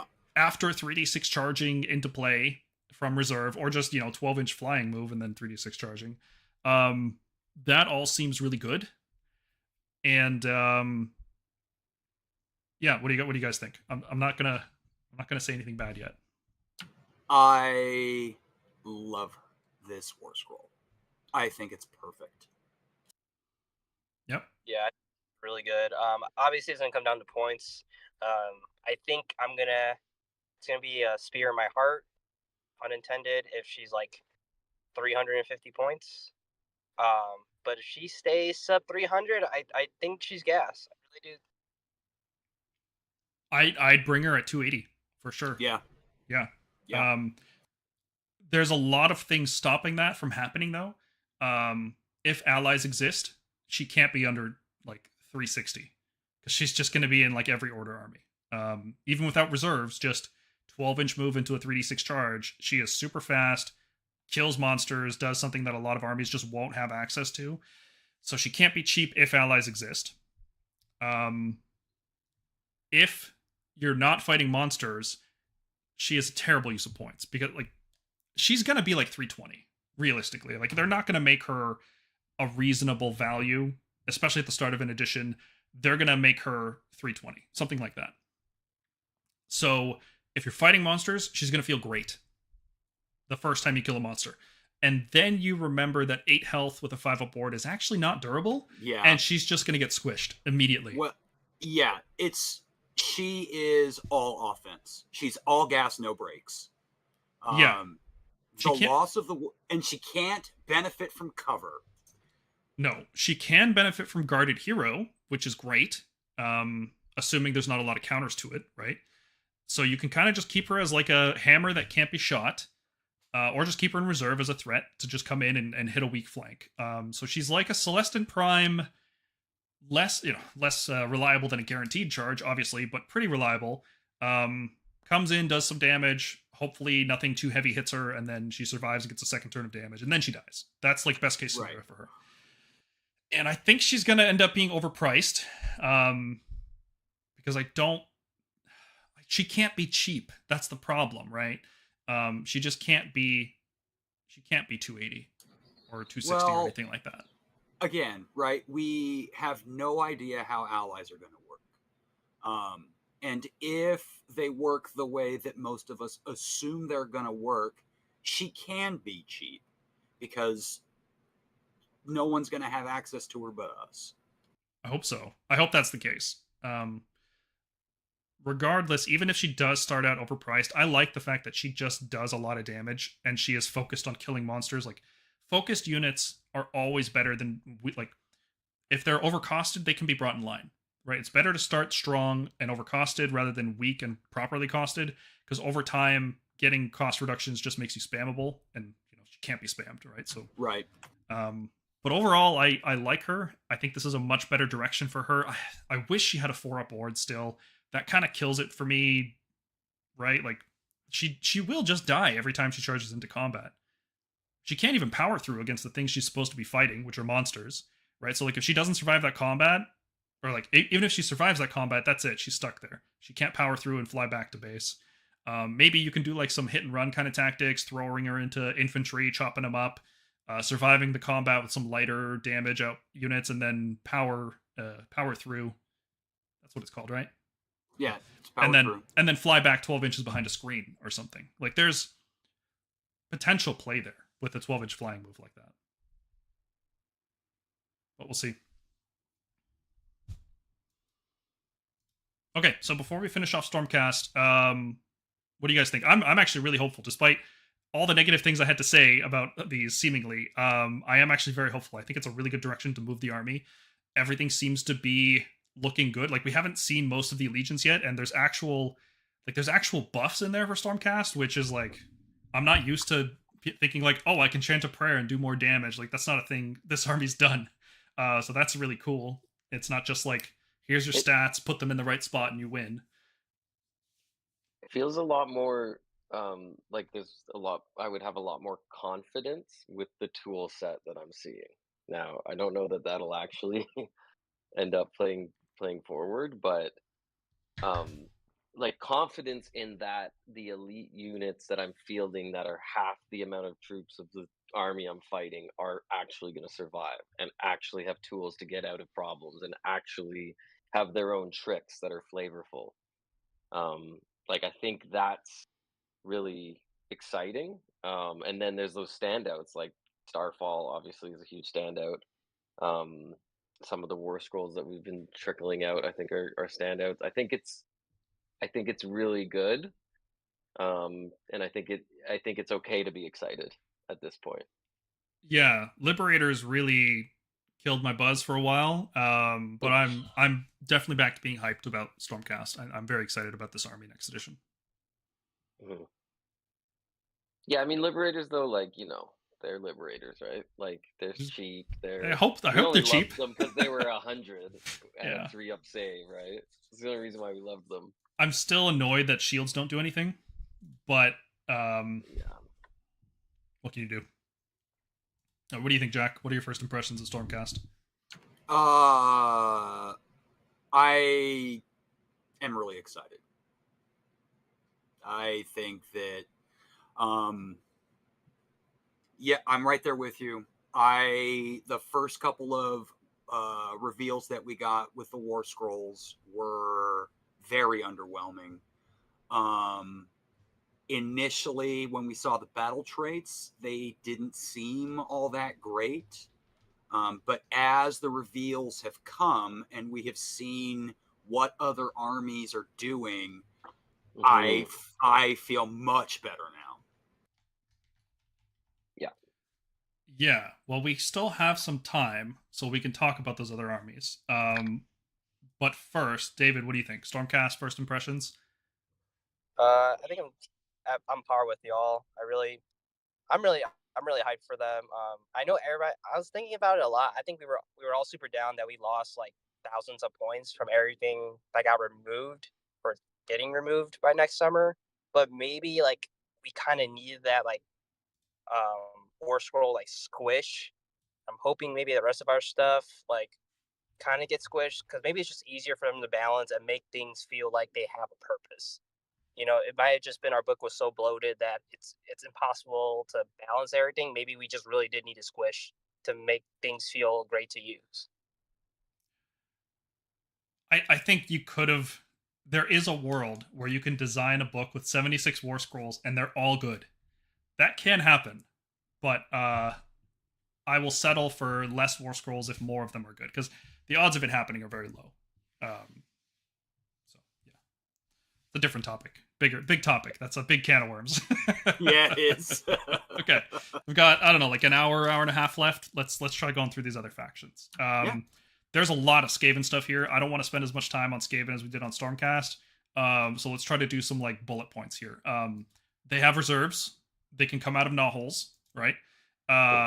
They can move in your hero phase. Any unit in the army can just, except monsters, can move in the hero phase, which is really good. And every battle round, at the start of the round, they set up a new knothole. So they start with 0 on the board at the start of the game. Yeah, that's interesting. But they make one every round. So what I can see happening to a lot of Skaven players is the opponent takes top of round 1, shoots the knothole immediately. Next round, shoot the knothole immediately. Like it just every turn. I'm shooting terrain like there's no tomorrow. Yo, you're the Loon Shrine right there. I can't wait. Oh, it's gonna be dead by the bottom 1. That Loon Shrine is gonna be removed from this table. 3 prosecutors kill a knothole every time. Yeah, almost every time. It's just done. Because you can charge them, right? Yes. Like they're yes, units. you can. Okay. Yes. So that's here's weird. The other main thing knotholes do is they let you revive a unit every single round. So this is like Heaven Sent, except it's at the end of the Skaven player's turn. So it's like a gets revive from the Loon Shrine, but it costs a command point every time. So my impression of Skaven, large resolution impression was they're not particularly strong or durable or fast or anything, but because they can revive a unit every single turn from the knothole that they just created, they have a lot of positional gameplay, especially combined with the enemy hero phase movement and the fact that we'll see it, but Storm Fiends can deep strike in the opponent's turn, which is insane. Yeah. They can deep strike and then covering fire right away, just obliterate stuff, and then on your turn just go ham. Like it's pretty gross. Can they use their recursion ability through the knothole if you're within 3? Like, yes. Is that gone? Okay. Nope, sorry. No. Wholly within 6 of a friendly knothole and more than 3 from all enemy units. So the unit you set up... Yeah, so they could do it. Yeah. The unit you set up obviously can't be in combat. It has to be more than 3 from enemies. Yeah, because it used to not work if you were in 3 inches of the knothole. They couldn't do their teleport thing or whatever. And I'm pretty sure you can still teleport through knotholes as well. So knotholes are like the whole army now is knotholes. You deep strike into them, you teleport them, and you revive at them. The way I picture Skaven is like huge reinforced units, and then reviving them and knotholes at the front, and then just a crazy amount of insane shooting behind that line that you just can't even get to because you're stuck in with all these rats running around you. And when you finally kill the Jezzails, blowing you up, they come back to life. Yeah. Now they can't Even if act you that get to turn. them. They can't do anything the turn they revive because it happens at the end of the turn. So no covering fire, no movement. They do count on objectives, right? So if like the Skaven player is going second in the round, they might be able to just steal objectives from you by placing a Gnawhole and then reviving a unit with enough models to steal it from you. The thing is, the Gnawhole placement happens at the start of the round, so the opponent would always have an opportunity to deal with it first, assuming you're fast or shooty or something. But if you're like a slow melee army, like if you're playing an infantry based army, you're going to really struggle against Skaven. They are going to outnumber you and outmaneuver you. Looking at some stuff, Warp Lightning Vortex nerfed into the ground. Love to see it. Can't do damage the turn it's set up, only every turn after that, which means your opponent always has a chance to banish it before it does any damage to you. Because As deserved. Yes. Well, I guess you wouldn't if they countercast it. That would be probably the best way to put it up. Countercast the Warp Lightning Vortex, your opponent doesn't have the chance to use abilities anymore, and then on your turn, it starts doing damage. But even then, 4 up D3 for command point and a cast, and it has to be successful and not unbound. There's a lot of things that need to line up, and you don't have Gnawholes giving you +1 cast anymore, so I'm not sure how viable that will be. And also, they can just kill the Warp Lightning Vortex now. It's not like you can just kill them. It's not like you have to banish them. Yep. Doesn't look great, but it's free. That's what I was going to say. It's free. Yeah. You just give up using a Kronspine. That's going to be interesting. Yeah. Hope it's nerfed into like that round. It's going to have to be because it's free. Yeah. Does it compete with a free There's gonna comet? be something. You're gonna have to. You're gonna lose control of it or something. I think it's gonna be cool. Whatever they do, I think it'll be nice. I hope it's just completely different and much weaker and terrible. I want it to be really strong, but it's like there's a risk you lose control over it. That's what I think would make it cool. And I feel like that's what it should have been always. You can summon like, the Kronspine. Wild actually matter. You summon the Kronspine, but your opponent gets to control it every turn. Every other turn. Something like that. Or there's like some sort of roll off or something. I don't know. Well, if it had, it's chaotic, right? It's cool. It's like a monster that you can't control. If a wild Kronspine had the wild predatory endless spell rule, right? That's still a thing, yeah? Yes. Well, that was that's what it should have had. Absolutely. I don't think wild exists anymore. I think it's just part of your army. Maybe. I don't know. I don't remember. I never see a wild endless spell, so yeah. But if the Kronspine had worked that way, it would have been way less abusive. Yeah. Totally. All right, let's not talk about the Kronspine. We've done it enough. There was a whole edition of complaining about it. Let's talk about Skaven. So one of the sub factions that we saw for them, I'm not going to call them battle formations. It's too awkward to say. I'm going to say sub factions. Molder focused one. You get to pick 3 non-hero Molder units and then roll a dice for each one. On a 3 or 4, you get +1 attacks, which is great. But then on a 5 or 6, you get +1 attacks and a 5-up board, which is even better. So you kind of have to assume that they get the +1 attacks off because it's like a 3+, right? Like it's a 3+ prayer, whatever. You can account for it. And that's really, really strong because we can take a look at some Molder units in a second. But we'll keep that in mind, that they all get +1 attack and they can all get a 5-up board. Vermin Lords look really nerfed. Like, really, really nerfed. They do have 5-up boards, but, like, everything looks a little bit weaker. I remember going over the stats on the Discord, like, the Warp Seer in particular lost his +1 save all the time from the Scry Orb. 4-up saves without Finest Hour, without Mystic Shield. Like, these guys are they're just gonna die. 13 health is not enough for them. Even with the ward? Yeah, because they don't get guarded hero, so they just get shot. Yeah. I don't know. When we start talking about these bigger centerpiece models, the issue is going to become points, right? Because if these things are on the cheaper side, then they're good. So I'm waiting to form an opinion until I see the point value for them. They can't use the hero phase move. They can't be revived. There's a lot of downsides to using the big stuff in Skaven. It definitely seems to be pushing you towards using infantry or whatever cavalry this army is going to have. I don't know if there will be any. But they're slower. They're weaker. Yeah, their rampages are just much worse, right? Mm. They're not like terrible, but like 4-up strike last, like that's not a great rampage, right? Like again, man, until we know how much what they're pointed at, we just don't know. Yeah. That's fair. I'm not saying they're going to be viable or not. It's more like they just got weaker, which is very interesting to me. What was their move before? I think it was 12. Was it 12? I think it was. Yeah. Grayseer, still a 2-cast wizard. Cool. You know, he's got this cool thing where you can roll 3d6. And if you roll a 13, can't be unbound.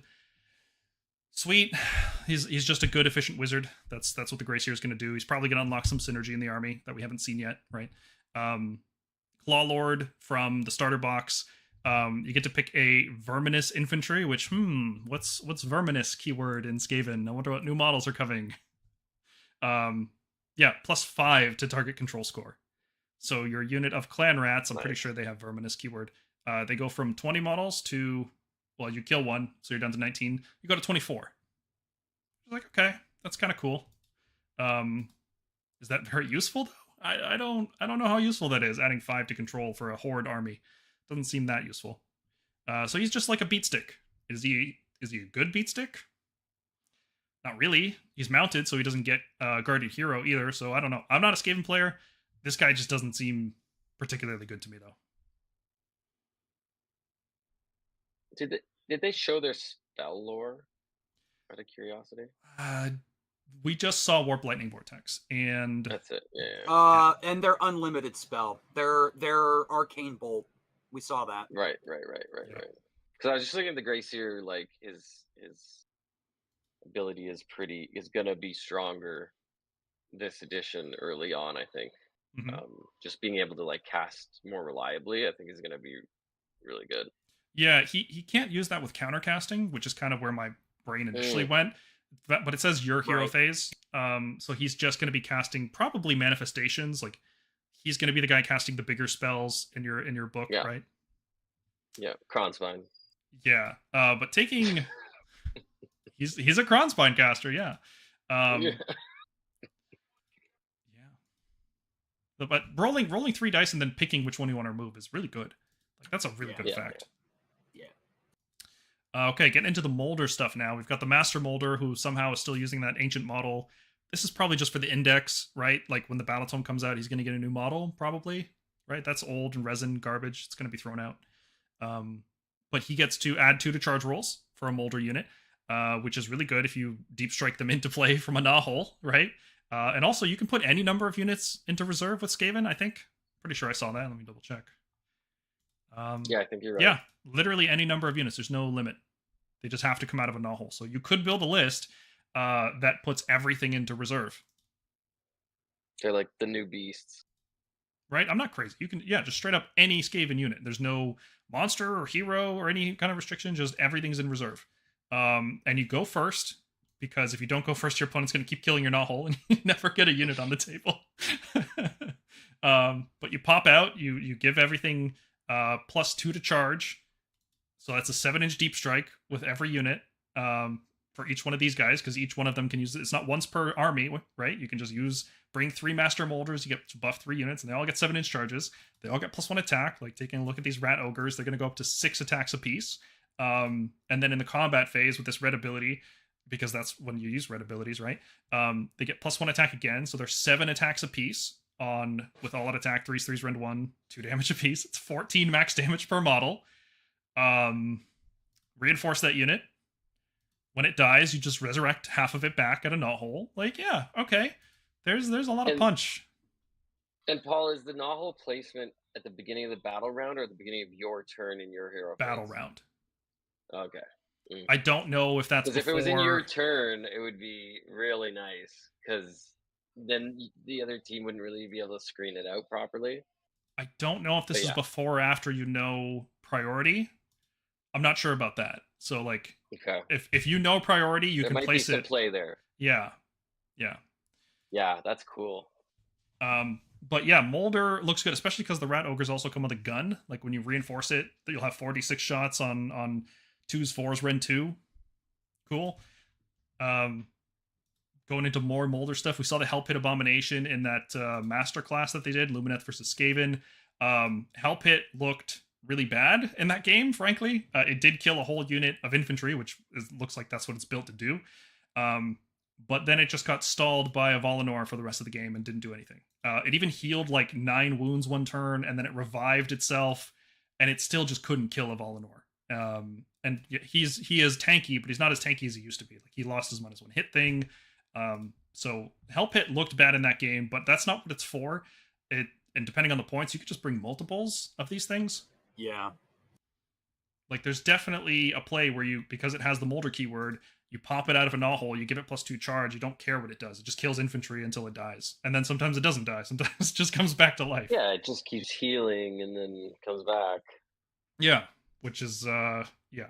It's got a good rampage, like an anti-infantry rampage, right? Anti-horde. Each model, you roll a dice. 5s are mortal wounds. So you run into a squad of 40 clan rats. Okay, well here's, what's a third of that? Like 17 mortal wounds? Yeah. No, like, sorry. Not 17, it's like 16 mortal wounds, something like that. That's a lot of damage before you do any attacks. And then if you don't hit it hard enough, it just heals d6 every turn. Not your turn, every turn. Which is, yeah. So if this thing is cheap enough, you can just use it as a throwaway monster kind of thing, and it's going to be good. Yeah. Warp lightning cannons, they're different. They are different. They, every single one of them can overcharge, and they go up to 46 attacks. 4s are just mortal wounds straight up. It's not like you roll a 1 and you just take 12 mortals automatically. There's a lot more granularity in it. But one of them can overcharge, only one, and that one's going to shoot at 46 and then probably kill itself. But it can potentially do, 24 mortal wounds in one round of shooting, which is a scary amount of shooting. But it's only 20-inch range. And that's a consistent thing we've seen across the edition, is all shooting ranges are going down. All the stuff that used to be 24, all the stuff that used to be 30 is now getting bumped down to like 20 and 24 respectively, sometimes 18 and 24. So I'm a lot less worried about the lightning cannon as a Stormcast player, but man, if I was anything else, these guys just look like crazy value. Like you bring 2 of these things and many lists that you're using, and they're just tossing out tons of mortal wounds. Oh, sorry. It's better than 46. You're right, James. It's 2d6 plus 6. My bad. Yeah, it's a lot. It's a lot of mortal wounds. Potentially. Warlock Engineer does nothing except give your Giselle sniper. I guess he does like a little bit of damage himself, but he's just there to give your Giselle sniper so that you can shoot heroes. Which is probably good. I don't know. How much does Skaven want to shoot heroes like that? I assume we're gonna get something like that too, like Knight Judicator maybe. Who knows? Give him something. That would be a good thing for that hero to do. Yeah. But what unit do we have besides long strikes? Adjudicator? No, well, but like what we're saying. What would he buff? Yeah, long strikes. Well, long strikes would get Regulars.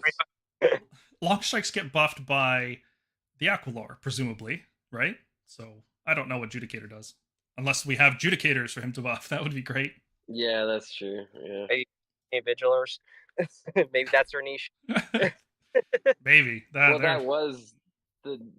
what they tried, right? Mm-hmm. But Giselles look good now. They're long strikes now. 2 shots apiece, 2 damage apiece. So 4 damage a model, right? Max 12 per 3. Hits on 4s and 3s with crit auto wounds. But the 4s and 3s can very easily become 3s and 2s, which is the long strike profile. 24 inches away. And unlike long strikes, these guys can just be revived. every time. Like, you don't have to use a once per game ability to do it. It's like, this unit dies, okay, half of it is back, guaranteed. So 6 Giselles seems like a staple in a lot of lists. Even if these guys are like 200 points, I can see a lot of Skaven lists starting with 6 of these guys. Even without the engineer, I just shoot anything. Shoot terrain. Shoot anything. Ren 2. Yeah. Auto wounds, like, it's great. Good unit. We've got this little warp cog convocation on screen that was shown off in the game. It's like the Molder thing where you roll a dice. On a 2 to 5, you get +1 to wound, so you can reliably be on 2s to wound with this unit. And on 6s, you also get Rend 3, which is like... Yeah. Wow. Yeah, that's crazy. Taking D3 damage on this unit doesn't really matter that much because the next turn you can just rally it, and the rally is almost guaranteed to fully heal your unit back. So that's not a problem. It does cost a command point, but it's not like rally is hard to use, right? Like, it's rallying back long strikes right now is very difficult, right? Next edition it will not be. It'll be very easy to rally them. Yeah, like these guys hanging out in the back, while you throw your horde forward. It'll be great. Yeah, teleporting between gnaw holes if your opponent isn't killing them fast enough. Does gnaw hole teleport count as a move? Let's find out. No, it doesn't. So you get this ability with the Warp Lock Giselles. They don't move, they get +1 hit, even if they teleport through the gnaw hole. So they will be 3s and 2s. Maybe Ren 3 sometimes. Just plunking damage out of the enemy army. Warp Blaster. This is the one that's 46. Which is... Sorry, 66. It doubles. 66 +3 instead of 3d6 +3. This is a ridiculous amount of volume. And you can bring so many of them. There's no battle line. There's no artillery maximums in this game anymore. You can just fill a regiment with these guys. Or 2. That could be your army. And what I really like about this is, you roll 66 +3 for each attack roll. It makes a hit roll of 1. You take a mortal wound back, so you're probably gonna die after using it, but that's okay because they all do it, right? Like one Scryer hero buffs any number of these guys. Oh no, it's once per turn per army. I'm stupid. I should have read that first. Okay, one guy per turn doubles their damage and then dies, but you have like 4 more after that, right? So seems great. This is a reason to get the starter box. Unfortunately, it's not a Stormcast unit. And it gets +1 hit if you're shooting a horde of dudes, which is just awesome. And this can also get... I have a clarifying question. I'm just realizing now. When it says 3d6 +3, it's not +3 for each d6. No. It's just +3 to your 3d6, right? Yes. Okay. Yeah. So you could roll 18 +3. Right. Because I was like looking at that and I was like, wait a second. Okay. Yeah.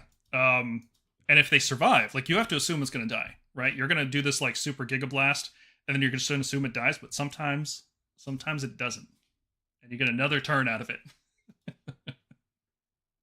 Oh, this thing's going to be silly. I love it. How many points do you guys think this guy is?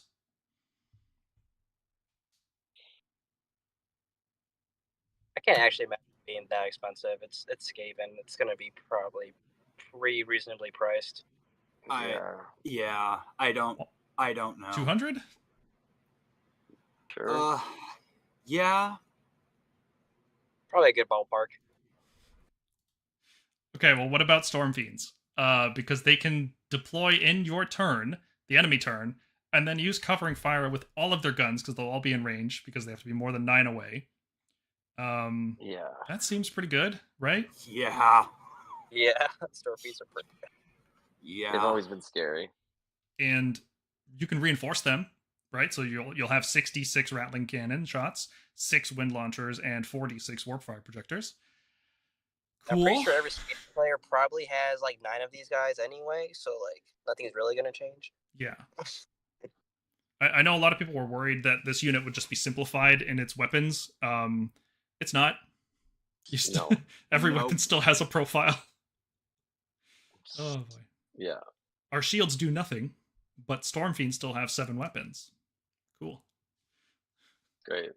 I gotta get to work, but it was cool hanging out with everybody. Yeah, dude. It's good seeing you. Have a good night. See you, David. All right, moving on. Before we talk about Gits, so Skaven overall, what do you guys think? They look improved from last edition. Maybe not strictly stronger in any way, because some of their stuff definitely got weaker, but like as an army, they feel more thematic and stronger. Yeah, actually, as an army, they feel stronger, even if the individual units got weaker. Yeah, Skaven's cool. I think there's a lot of hype around it. I think a lot of people like the rats. A lot of my friends that I'm like trying to get either into AOS or like come over from 40K, they're like really into Skaven for some reason. I'm not sure why. They just love it, and so I think there's a lot of hype around the new Skaven. I think it's really cool. I love their army rules.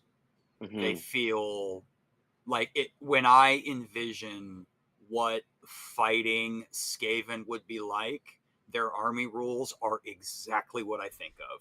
Like, it is perfect. I'm a little worried about the volume of their ranged output, but we'll have to wait and see what the points look like. I did make a mistake earlier. You still have to bring one of the guys with melee weapons. So like there's that at least, right? So you don't get all three of those guns, you get two, I think. That's how it works. Right. But the Doomflayer gauntlets aren't bad either, right? Like that's the guy who's going to die first every time anyway. Sure, yeah. So, yeah, totally. Yep. Or the Grinder Fists. I think you have to give up one of the ranged weapons to get the Grinder Fists. But then like when you reinforce the unit, the other guy can't take the Rattling Cannon. It's something like that. I'm not a Skaven player. Cut me some slack. It says right on the scroll. So Yeah. in order for them to have the Grinder Fist, they have to give up the Rattling Cannon. Yeah, okay. That's some limiting factor, but that's still a lot of damage out of reserve in the opponent's turn. Yeah. All right. Totally. Let's talk Gits. Don't want to go into like detail reading every single ability. Overall impressions, like Gits got nerfed like so hard. Oh boy. But I mean, they kind of had it coming. Oh, they did. But like, okay, let's talk Squigs first. They were like the absolute problem unit from that army. They are just gutted, right? Like they count as one model on objectives. Yeah, they don't count as objective holding. I don't understand that. That seems so strange to me. Yeah, which is it's sweet. just like it's just the noisemakers, Mm-hmm. the herders. Not even them. Like the whole unit counts as one model on objectives. No matter how many models are in the unit, no matter which ones are alive. It's always just one model. Yeah.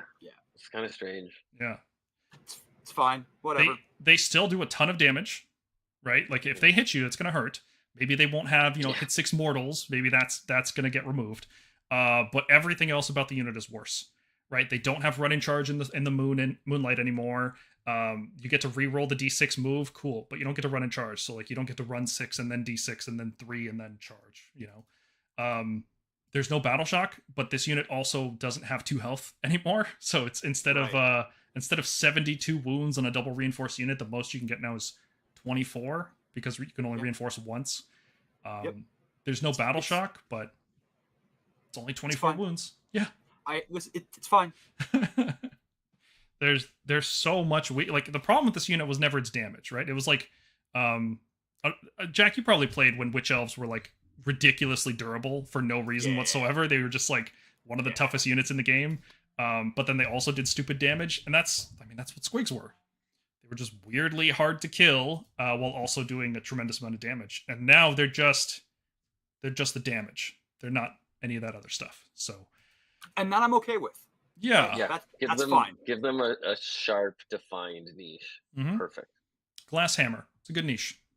Not a particularly fast one, but slow hammers are. If they get the other buffs to running and stuff, or to moving and stuff, I think they'll still be fine. We'll see. I'm hopeful that the run-in charge is just gone forever. I don't want super fast disposable hammers that can be revived, because on the Loon Shrine you can see they can still revive just like Skaven does out of the Loon Shrine. Unlike Skaven, if you shoot the shrine, it's gone forever. You can't make new ones, right? We've been doing the math already. Like, how quickly with long strikes can we get this thing off the board? Oh yeah, yeah. It's definitely worth shooting at it. What else do I want to say about Gits? Gobblepalooza is way simpler, which I love. It was just too many rules, and like you had to care which models were still alive in the unit and the position of each model in each unit. It's like, no, that's just too much effort. This is simplified. It's kind of lame that it's only, you know, it was a lot more flavorful before, right? But this is simpler and easier, so I'm willing to take that trade-off. I hope they just don't do too much of that, because, like, look at Scragrot. He's just a fancy wizard now. Not even that fancy, right? Like, he's a wizard who moves the moon and gives you a 4 on redeploy if you roll low. It's just not that exciting. Like, he's got his Mortal Wound spell is still good, probably, right? Like, rolling 9 dice, let's say, on 3. He took a big nerf for sure. He's just, he is weaker, but he was overtuned previously. He was, right? But he's way overtuned. He's kind of just boring now. That's my problem with him. It's not even a power thing. It's just like, okay, once per game he can move the moon. Cool. There's probably other 2 wizards and like wizard 2 models in this army. Just given how they are, they eat mushrooms and they cast a lot of spells. So I don't know. I'm happy Gits are getting nerfed. Not even Gits. I'm happy Squigs are getting nerfed, because they were just they were a 2nd edition unit hiding in 3rd edition. You know, like they just walked into the edition late and nobody noticed that they snuck under it.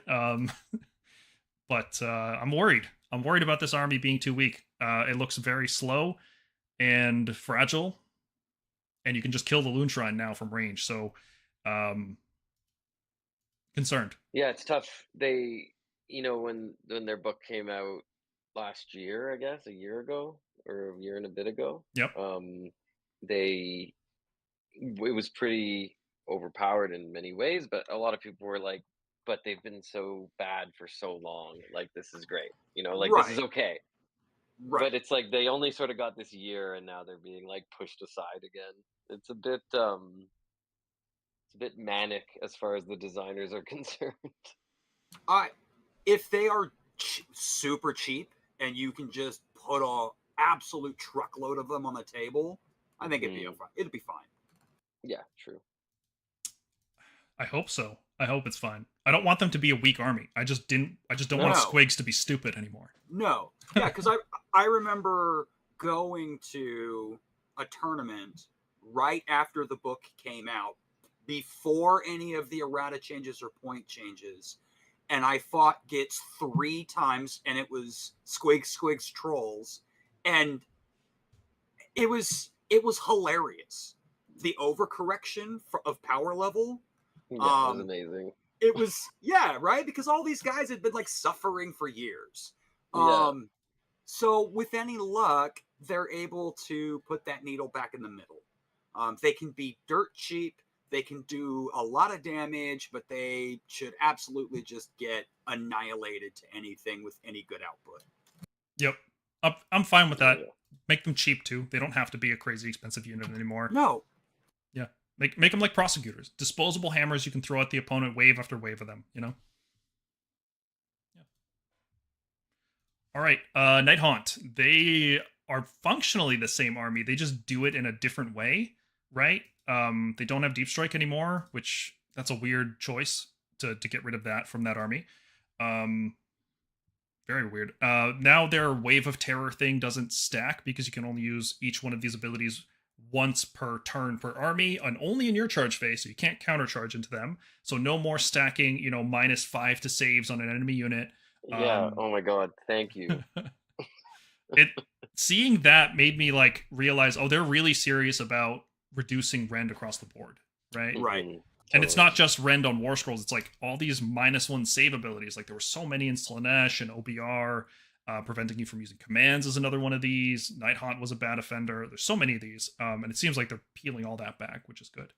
But yeah, the last thing I want to say about the Wave of Terror is you have to use specific units to activate it, right? So like if you want to use Petrify, for example, which is the strike last, you have to charge with a hero, which is it's guaranteed, which is good. You just have to charge with a hero in order to do it. But that's do you want to charge your Night Haunt heroes into combat? I mean, you have enough of them usually. Yeah. hopefully. They've never been a cheap army by any means. They've always had weirdly expensive heroes. Like the Guardian of Souls was like 150 points for a one spell wizard forever. To do the stun, you have to charge with a War Machine, which I'm pretty sure is the Black Coach. The Black Coach. Yeah. Or Cavalry, which is the new the 2 model unit that they turned into a unit, which is great. I've been saying that forever, that should not be a hero, it should be a unit. That's how you get -1 save, is you have to bring in the mounted units into your army. You can't just spam infantry and cut through armor. Like, it's just not going to work. And then you can, to Shriek, you have to charge with a unit that outnumbers the enemy, right? So for the most part, against like Stormcast, they're always going to get this. We're always going to be -1 hit against them. Right. But like, they can be outnumbered. There's other armies that outnumber you. Like Skaven. So you're looking at chain rasps. You're looking at you know, their foot infantry that come in the big blocks. Yeah, assuming everything stays in blocks of 10, which it should. Right. Yeah. Yeah. You also have 5 up board still in the game, still a command point. It can be used in any phase now. It's just whenever your opponent attacks you for any reason, you can use it. So hero phase attacking, out of phase attacking, it always works. Reinforced units of ghosts with a 5 up board and a 4 up ethereal seem really good in this edition, especially if they keep the recursion abilities, like with the what was the name of that hero? The guy who just revives 3 models every turn, Tomb Spirit or something like that. Spirit of Torment, I don't know, some hero who just revives models. The other thing is this sub faction is really good. Run in charge, army wide. Every single unit in your army can run in charge. Yeah, I felt like they had something like that, didn't they? No, they were retreat in charge. They could always retreat in charge. Yeah. And this, I guess we should talk about that. They changed that. You can't retreat in charge with Night Haunt anymore. But they can charge while they're in combat. Spirit Torment. Thank you, James. That's what it is. They can charge something else. Yes. If you're in combat, one of your units in the army can charge while they're in combat and finish in a different combat. Yeah. The team spirit. Yeah, that's pretty good, Kelly. Thanks.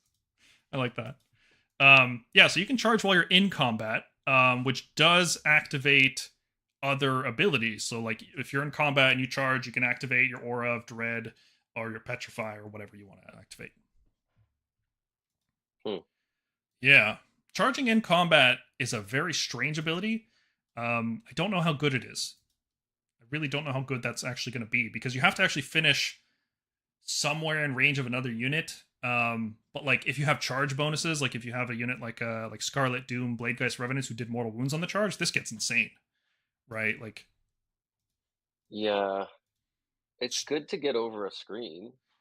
Yeah, it's strictly worse than retreat and charge, right? Which is like how Night Haunt really won a lot of games, was retreating and then charging onto another objective. This is far more limited. It can only be done once per turn. Only in your charge phase. You can't be doing like with counter charges and stuff. Definitely a lot weaker. So overall, the Allegiance looks weaker, right? No reserves. Wave of Terror stacking is gone. It has to be done by specific units. Command points come at a premium now. But it looks like they can gain a lot as a result of those nerfs. Like the whole army can run in charge now, which is insane. That's one of the weakest points of Night Haunt, is that they're just too slow. They're an 8-inch move army, and 8 inches is not fast enough in this game. It's not slow like a dwarf army would be, but it's also like you're not getting anywhere turn 1, which is like you're playing into a double, you just lose way too much usually. It says units can charge. It's James, it's an ability that says once per turn per army. Oh, but you're right. It says all Night Haunt units. Yeah, sorry, I misread the effect. Friendly Night Haunt units that are in combat. So all of them can do it. You're right. My mistake. It's okay, I guess. Still worse than retreat and charge. Charge multiple times in a turn with it.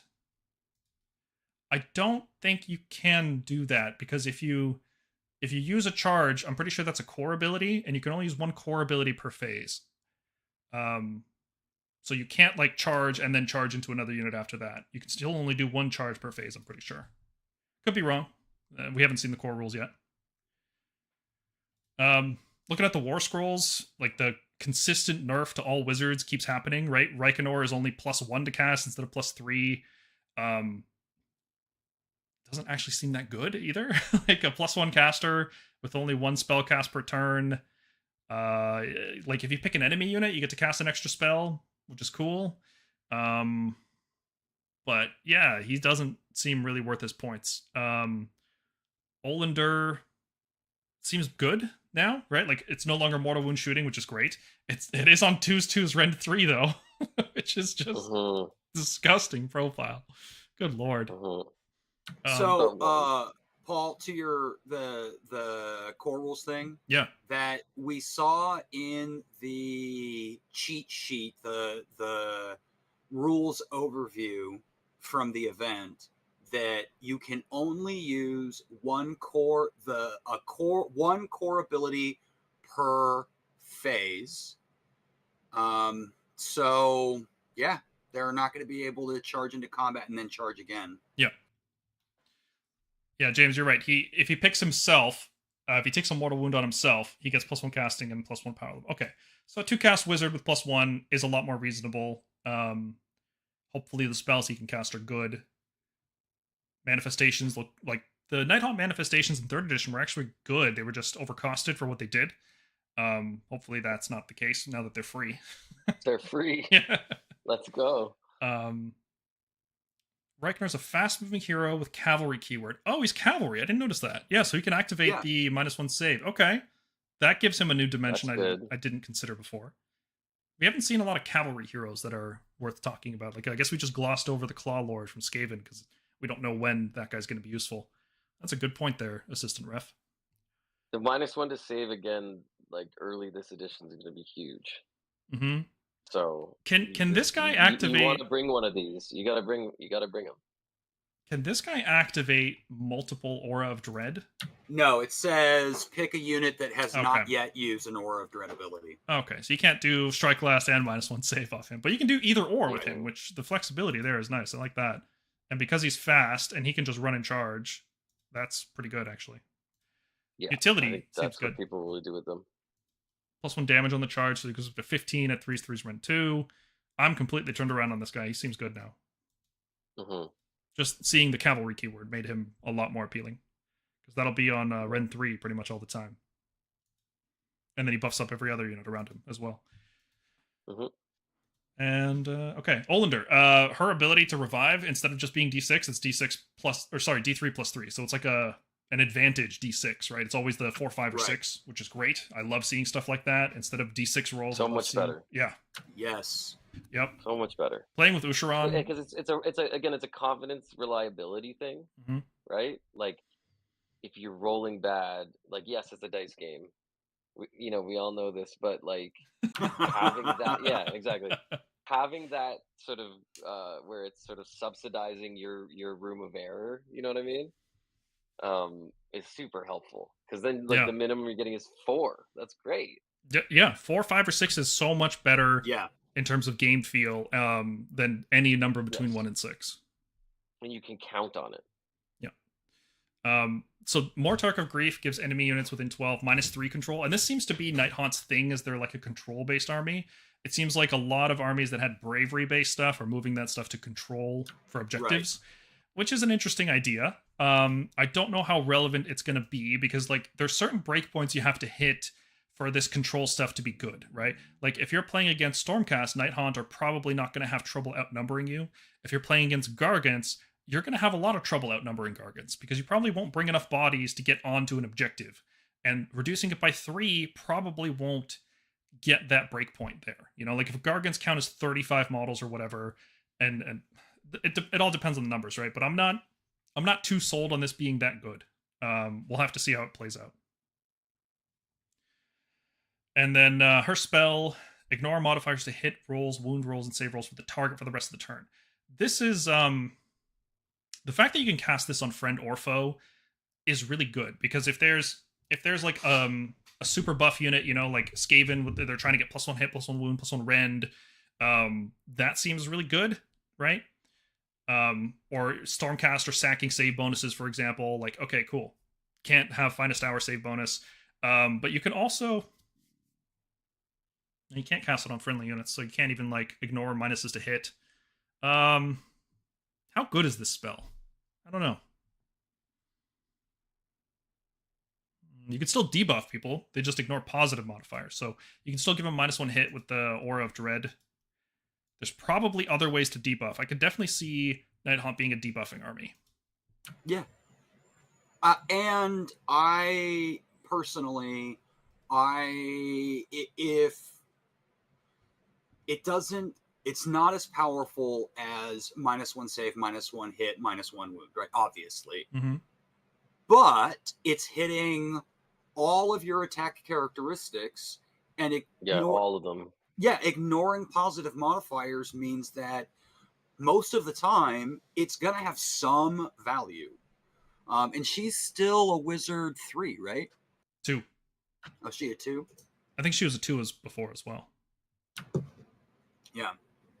But and so that would take away all-out defense. Well, you just wouldn't do it. Yeah. And yeah, okay, so no safe stacking at all. You're just stuck with Mhm. your 3. yeah. It's pretty good It's a good spell. against us. Against most targets. I think a lot of armies are going to want to all-out defense against Nighthaunt. I don't think this is going to be like a Ren 2 But army what about suddenly. terrain rules? Like, what about cover rules and stuff? Is that going to affect? Cover is -1 hit, so -1 this wouldn't affect it because it's not a positive modifier. Right. Oh yeah, it's not a. But save, it's still gonna not defense apply. anymore, right. So if your Nighthaunt are in terrain, then they're gonna take the -1 to hit no matter what. Mm-hmm. And for something like, Paul, you were talking about Gargants. With the -1 to hit, a bunch of the Gargants are going to be 5s to hit, and they won't be able to get out of it.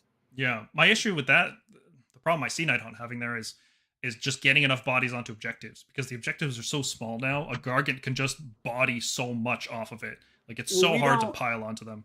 We don't know how good their control is going to be yet. It's true. I have seen pictures of people putting a Mega Gargant on the new objective size, and there is still lots of room to put 25 mil bases all around that. Maybe. We'll see. I don't know. I think Nighthaunt might not get enough debuffing control for it to matter. That's my concern. Buffing control is a different thing, right? Like, buffing your own control score is always good. Debuffing enemy is not always good. Well, not always. Okay. Buffing your control score is good more often than debuffing the enemy is good. I'm going to say that. I'm feeling confident about that one. Okay, moving on. Dreadblade Heroes are now a unit instead of a hero, which is great, because it made no sense for this to be 2 heroes in a box. It was pretty stupid. Their damage is not great. They are cavalry, though, so they can activate the -1 save. This ability I like more. If they charged, you get +3 control for Nighthaunt units that are near them. I like that a lot more than subtracting from enemy units. But obviously the big thing with this unit is that they have an any movement phase teleport. Just in the movement phase, bam, I'm in somewhere in your territory or anywhere on the table. So strong. You didn't move onto the objective? It's mine. That's what this is. That's great. Unbelievably good. Do they have a buff to their charge? Doesn't seem like it from what we've seen so far. Okay, because that would make it pretty crazy with the -1 to save cavalry. Mm-hmm. If they could just teleport charge with like a +2 or something. Well, they are a 12-inch flying cavalry. If nothing else, if you just want to activate that, they can easily support your 8-inch infantry. Yeah, totally. And also, especially if they're cheap. Yeah. This doesn't say instead of a normal move or anything like that, so you can just teleport out of combat, right? Love it. Yeah. Very strong ability. It's like super Vanguard hunters. It's like, I just guaranteed translocated in your turn. Like, that's how many points can charge these guys in, be? -1 to save, next turn get away, go somewhere else, take an objective, keep playing that game. Their damage is not spectacular, because it's a squad of 2, right? So even if you reinforce it... But are they unique now that they're not heroes? No. Or no? No, just cavalry. No. Great. So you take a couple of them. Yeah. Yeah. Easy. It's really, really strong. That's really good. Yeah, I like this. Yeah. Banshees are basically the same but worse. It's just an unbind attempt. It's not like a second unbind on top of their old unbind. They did gain an extra health per model, which is great because 4 wounds on this unit was just abysmal. Like a D3 mortal wound would almost wipe the unit out every time. Their damage stayed the same, which is good. Like they were a Ren 2 attacker. I think their damage stayed the same. Somebody will correct me if I'm wrong about that. They don't look great to me though. I don't know. I can't see a very useful niche for them. Like, how good is it to get an unbind roll? You do get a +1, but it has to be a unit wholly within 12 that was picked. I don't know. This doesn't... Maybe you bring one if they're cheap enough. Like, that's probably the niche they fall into.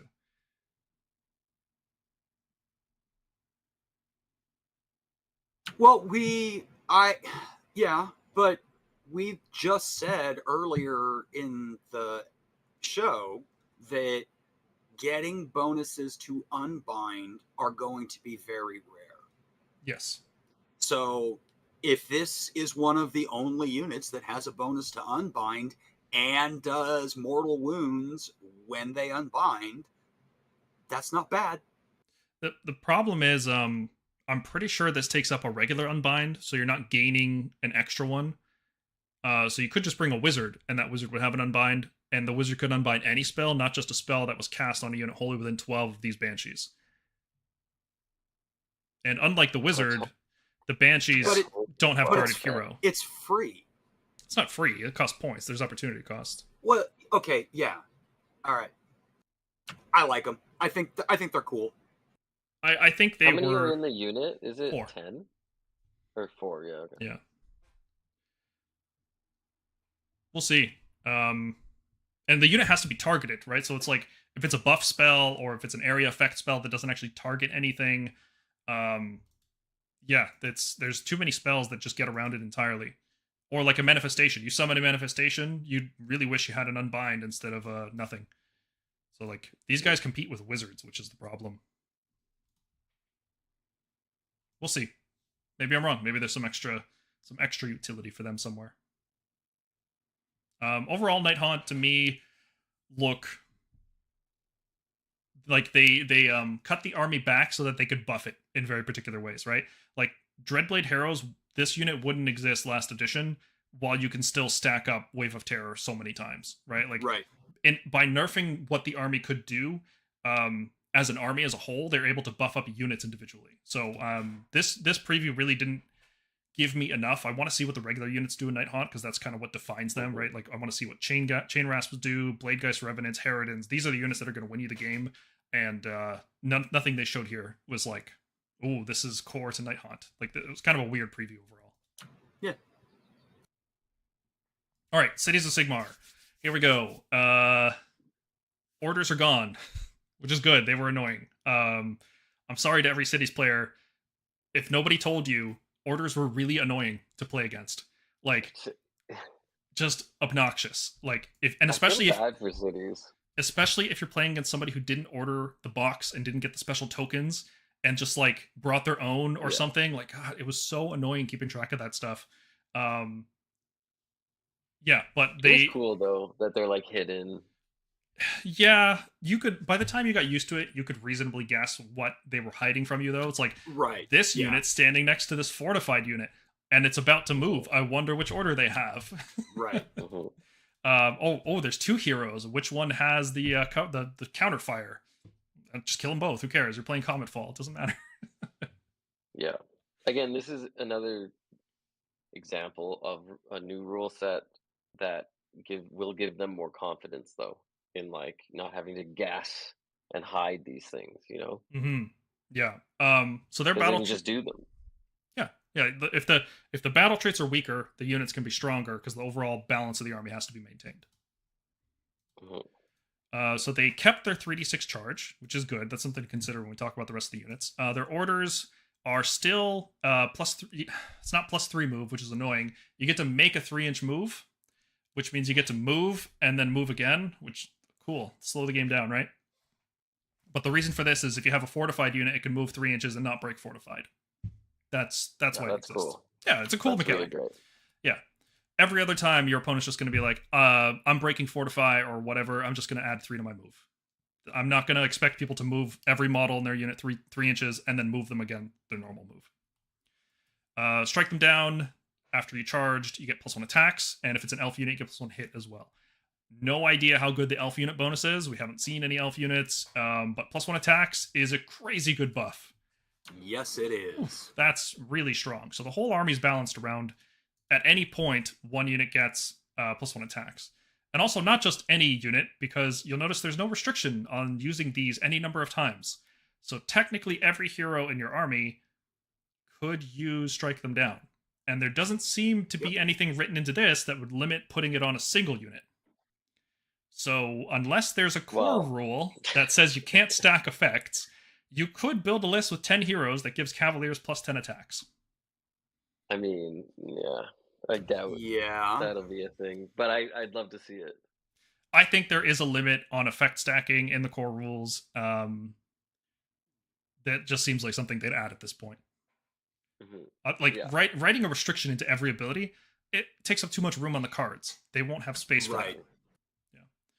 Yeah. Suppressing fire is weird. It doesn't actually let you shoot.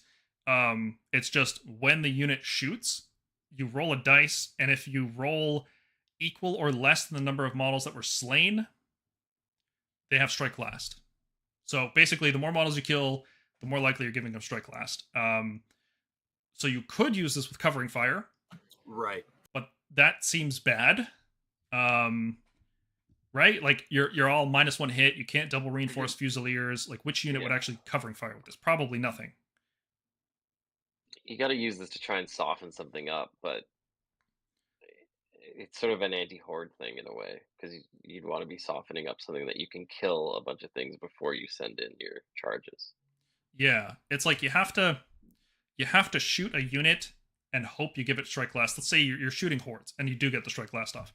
You still have to create a scenario where that strike last is beneficial. So either you're charging multiple melee units into combat that turn, or you're charging 1 melee unit into 2 units, and you're hoping to give one of them strike last. Does that even matter, though? Because on your turn, you're just going to strike with one. You have to be charging multiple units. That's the only time this matters, right? It sucks because it doesn't really work against anything that's low unit count, like anything that's elite. So, like, I don't know. Like, last is really great against the elite units, right? Yeah, never works on Gargants, like, ever. Right. No. Right. Well, it'll never work on any big monster. That's the thing, right? Like, so it's kind of, that part of it is kind of shitty. Mm-hmm. We'll see. I'm not. This one looks weaker than it did before. Obviously, we'll see how useful it ends up being. Maybe there's other buffs to it, right? Maybe there's something like roll 2 dice or something. I don't know. Well, if I remember correctly, you had specific heroes and stuff that had ability-based effects that they did, right? So it's possible that we'll see something where it's like, when this guy gives out suppressing fire, this other thing happens or whatever. Yeah. Right? Like, there's ways around it. It's fine. It's free. It's fine. Mm-hmm. The other one is Hold the Line. You get 5 aboard and strike last in combat, which is great. We're going to talk about Cavaliers. They look like actually a decent anvil unit now, because anytime in any combat phase, they just get a 5 aboard.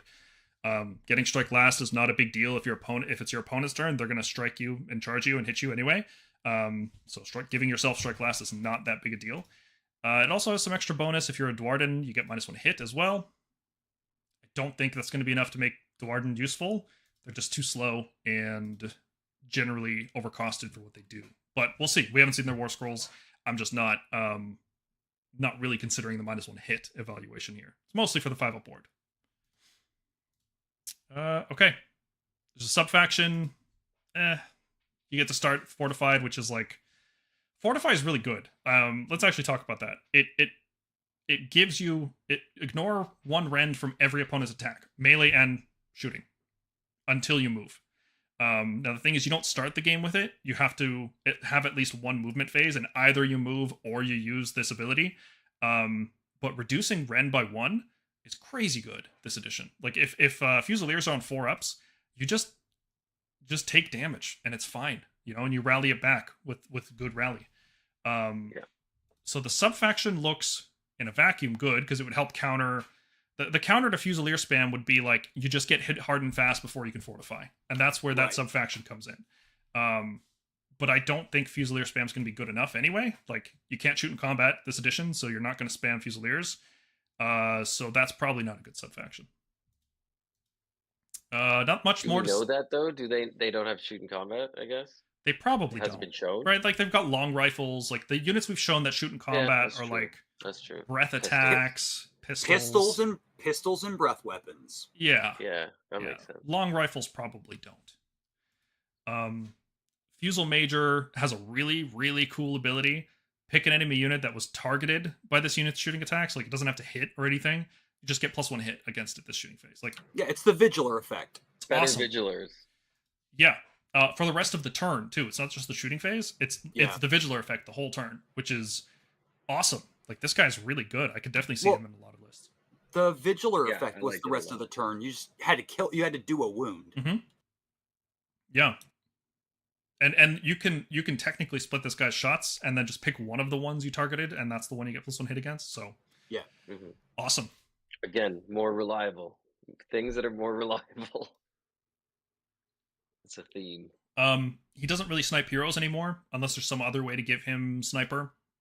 It looks like the days of him shooting heroes are over. Unfortunate.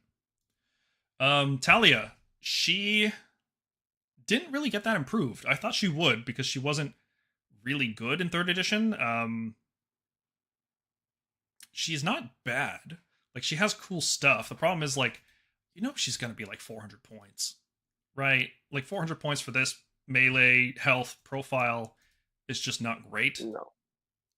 Only a 6-up ward. I guess she could use defense, you know, with her order to give herself a 5-up ward.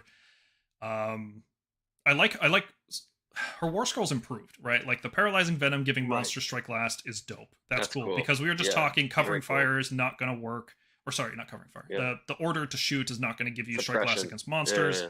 This does give you strike last against monsters, which is cool. It's very strong. Yeah. Her rally ability got a lot better. It's now used in the combat phase instead of, you know, start of hero phase. And you just revive dudes, which is great. It's like Olander's ability now, but you use it reactively in the combat phase, which is cool. So you can use this to recoup losses from covering fire as well, right? Just thinking about the sequencing. Your turn, enemy covering fire. Okay, cool. I'll heal back up in the combat phase.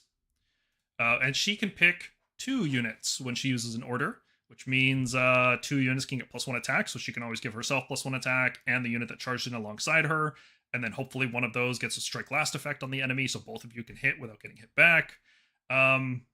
Sure. Her damage profile is not exceptional. Like, it's fine. It's not great. Yeah, I don't know. There's something about her that it's just not clicking with me, like why she would be obviously that good, and it's not like there's heroic traits or anything that can boost her up because she's unique. She's not going to be able to take any of this stuff. What am I missing with Talia? Like, Cities players, let me know what is going on with her. Like, are you excited for her? What am I not seeing?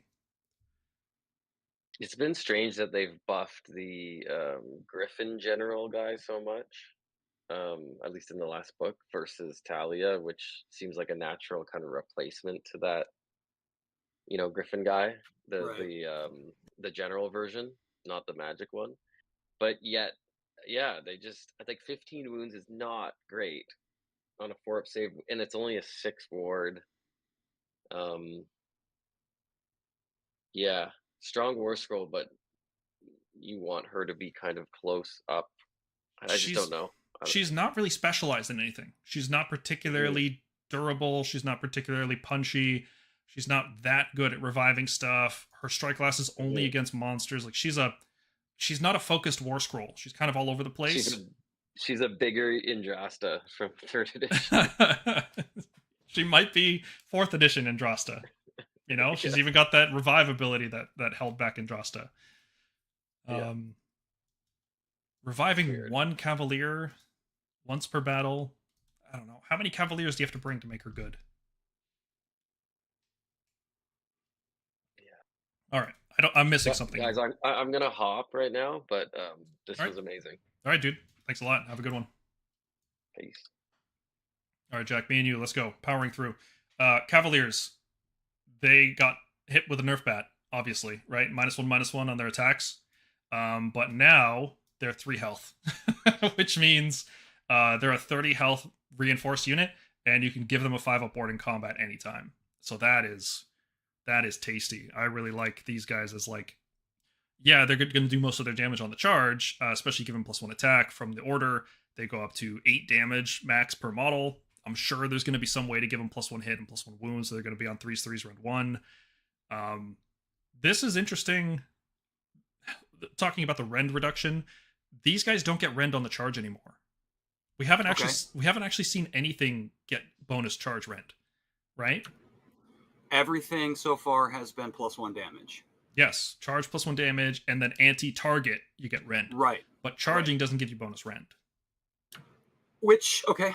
Yeah. But how many units do you think about were like rend 1 or rend 2, and then they jumped up to rend 2 or rend 3 when they charged? And it's like, yeah, that's not a thing anymore. Yeah, it was like half the cavalry in the game went to rend 2 on the charge or whatever.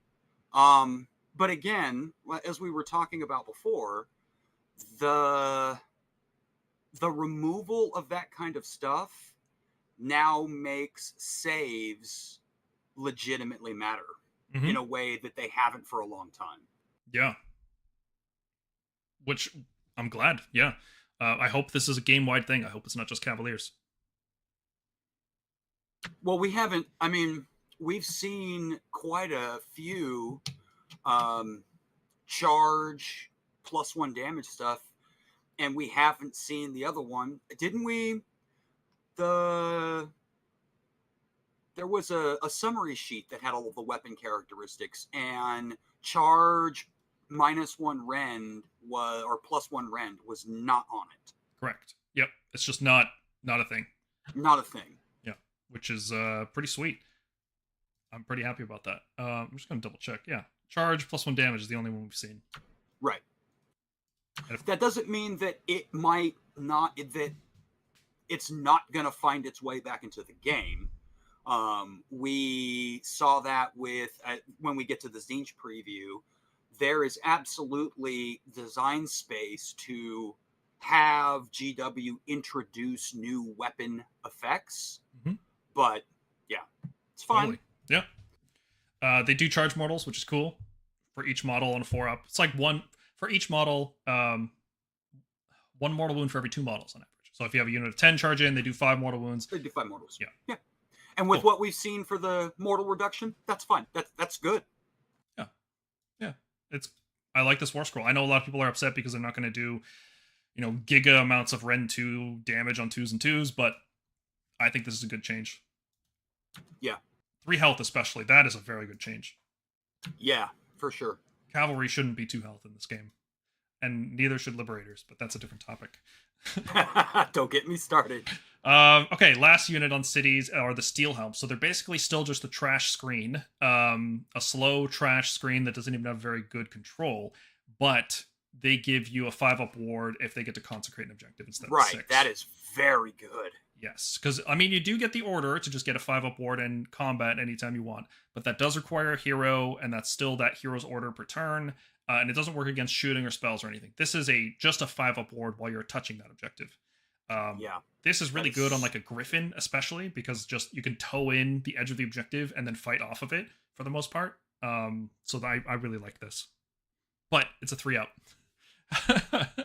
And you can only try it once per turn per army on one objective. So there's going to be a lot of games where it's like, it just doesn't happen. And you're like, well, okay, I guess there's still a cheap screen, right? They just don't do anything else. Yeah. Okay, Caradron. Gonna try to speed up a bit because we're getting to that 3-hour mark. Big changes here. They're still shooty. Their shooting damage actually still seems pretty good.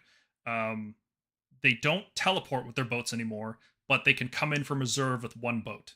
They also don't get inside the boats. There's no more embarking. That is just gone. Embarking no longer exists. The units just huddle around the boats, which I don't know how I feel about that visually. that's going to be very strange that everybody's just getting in and out of the boat constantly, right? Because you can still teleport a unit with that, but it's not like you can teleport across the whole table, right? It's not like that kind of teleport. They're just transports now, which yeah, I don't know how I feel about that, because this army, when it doesn't have +1 save and it doesn't have -1 hit and it doesn't have 4-up rally, it dies very quickly, very, very quickly. Like, did you ever play against the army of renown? No, I thought the boats gave cover. Do they not give cover? They give -1 hit from missile weapons. They don't technically give cover. Okay, so it doesn't apply to melee. Correct.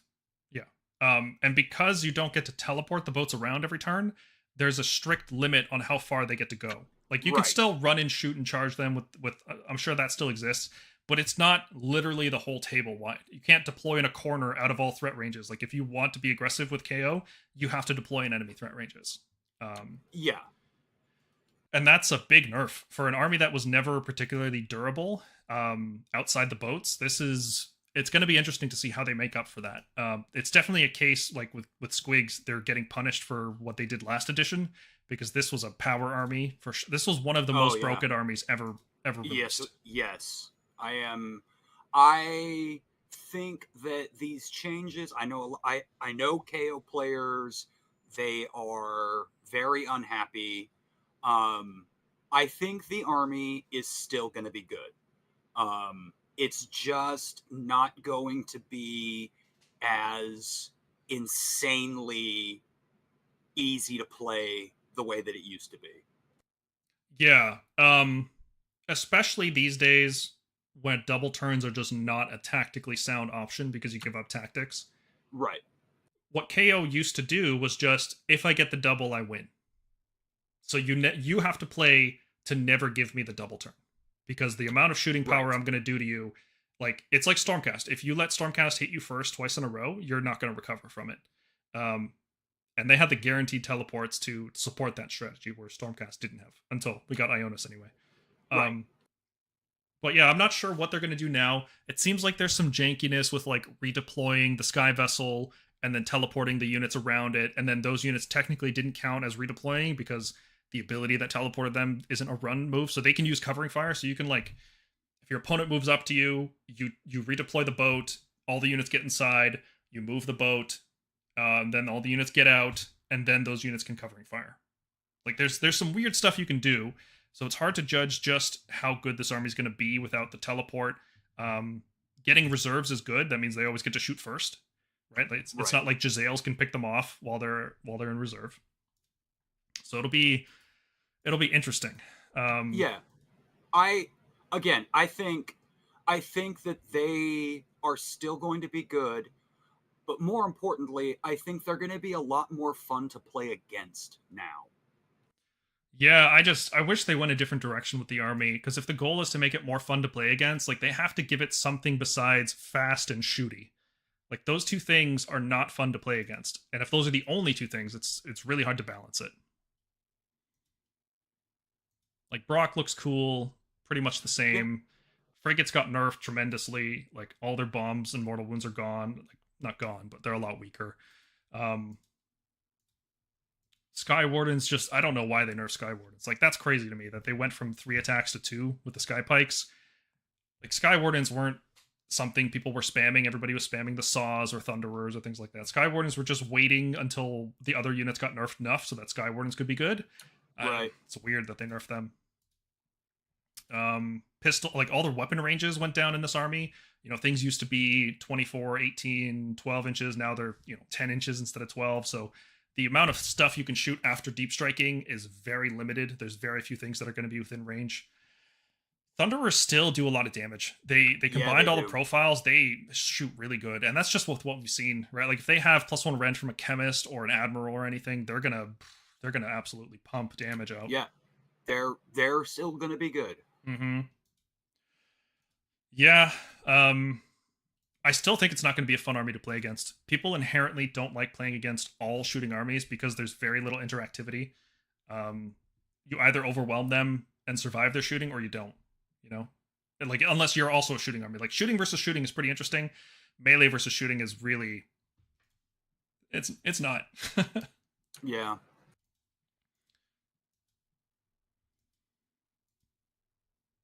All right, talking about Tzeentch. This is another army that was just no fun to play against. So much so that we did a video talking to the arguably the best Tzeentch player in the world about how to beat them, and still not fun. Even if you know what you're doing, it's just not fun. So they have completely changed how this army works. You still get the Destiny dice, which is an unfun cheater dice mechanic. Nobody likes guaranteed charge rolls. Thankfully, at least they had the foresight to make sure you can't use cheater dice on counter charges, because good lord, that would have been the dumbest thing ever. They kept the cheater dice, which aren't fun, but they got rid of like everything else. So they've got this like burning mechanic, whatever. Let's take a look at these war scrolls, and just there's so many things that got nerfed here. It's crazy. All right, where to start with Kairos? 5-up save instead of a 4-up. No more Mystic Shield, right? He's got a 5-up board, which is like cool. Like I'm glad he has a 5-up board. It is totally thematic that demons have wards. That should exist, 100%. I don't know what's going to happen with Nurgle. I hope they don't get 4-up wards. It's going to be weird. Kairos is a 5-up save, so he just dies to Volume Fire. He can't get Guarded Hero. He's flying, so he never benefits from cover. He will die. As soon as you target him with enough damage, he will die. There's no like Destiny dice to save him, because with Ren 2 attacks, it just goes through. You can't even use 6s on the Destiny dice. He doesn't generate Destiny dice anymore, right? It seems like it's a lot harder to get more dice, so each dice you use is like a more precious resource. His spell is Arcane Suggestion, which is arguably the best spell from the last book. But the thing is, it was in the book. Every wizard could use it. Now only Kairos can use it. It's still amazing. Oh, it's incredible. But you know what it's not? It's not 9 mortal wounds. Yeah. So that's true. Kairos does no damage. All he does is give you +1 casting, which is very good. Casting and unbinding bonuses, which is really, really good. But he himself doesn't do damage. He's just a support piece. Mastery of Magic, the mechanic that allowed you to switch the lower d6 to the higher one, that doesn't work on unbinding or dispelling anymore. It's just casting. God. Yeah. Also, the way Beacon of Sorcery is worded, looking at the flavor text, it says Kairos saturates the area with magic. That used to say the Lord of Change saturates it. So I'm thinking this might actually not be on the Lord of Change War Scroll. Oh, yeah. It's possible. Well, but yeah, his melee damage is junk. He's casting 3 spells a turn, and from what we've seen so far, hopefully, none of them deal significant damage. Like, I'm sure there's going to be a D6 Mortal Wound spell. But there won't be a D6 Mortal Wound spell and Infernal Gateway and Tzeentch's Firestorm. You know what I mean? Yeah. So, but all right. Yes. He doesn't hit hard. He shouldn't hit hard. Correct. His magic is great, but it's taking a little bit of the power away that was just accessible by the rest of the army. Okay. His War Scroll ability is going to win them games. Oh, it's tremendously strong. Arcane Suggestion is ridiculous. Or wait, do you mean the battle tactic thing? The battle tactic one. Oh man, we're going to disagree on this. But go ahead. So here's my thing, right? The way Tzeentch won games was just absolutely annihilating you with an endless stream of mortal wounds that there was very little that you could do if you didn't have global ward saves, right? Okay.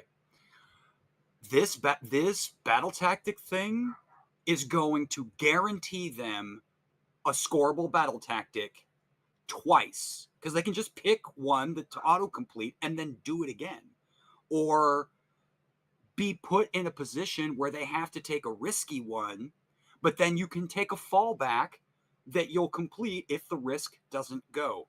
More importantly, and that's just Kairos, right? When we get to the spawn, I think Kairos and the spawn mechanic are going to win them games. Spawn seems very good. It's one of those like 2nd edition level janky rules that they kept around. Tying people down in combat is huge, right? We don't know how many things make the spawn, though, to be fair. Like if it's, they don't cast an endless spell at the start of the game anymore, so you don't get that one, right? That was huge for winning games, was like sometimes Tzeentch won the game because the opponent didn't account for like the thickness of a wizard's base when checking the casting ranges of an endless spell, you know. And then that first endless spell going off, turning something into a spawn, tying it down for the turn, like that could win you the game. That move on its own, and then that's gone. We don't think there's any casting of endless spells at the start of the game. But on the topic of the tactic thing, we've seen the tactics for this season. It looks like everybody's going to score 5 of them every game. They're simple. And if that's the case, getting a simple tactic twice isn't very useful when you know you have 5 tactics you can score every game. If the tactics were harder, this ability would be very good, right? Like this current season, this would be very good because you could do like surround and destroy twice, or magical dominance twice with a wizard that's out of unbinding range or something. But going into 4th edition, based on the tactics we've seen, this doesn't seem very good, because if you ever fail a tactic, you're going to lose the game. Your opponent won't fail a tactic. You will fail and you will lose the game from that. Getting an easy tactic twice is nice, but it's tied to this, we're presuming 400-point model, who will just die, right? Like if you're building your list, you're skewing into an easy tactic because you know you have Kairos, and maybe you have to skew into an easy tactic because you spent so many points on a non-damaging piece. And if this just gets sniped off, you've lost that completely. So I'm not sold on this ability right now, just because tactics are looking easy enough that you can complete 5 of 5 every game. They're not like trivial easy, but it's not like the current season tactics. These are somewhere between the current season tactics and season 1 with the bounty hunter stuff. Like they don't seem that difficult. Like we got Desecrate. Desecrate's just back. Like it's so easy to score that. It's crazy. I don't think we need extra battle tactic stuff.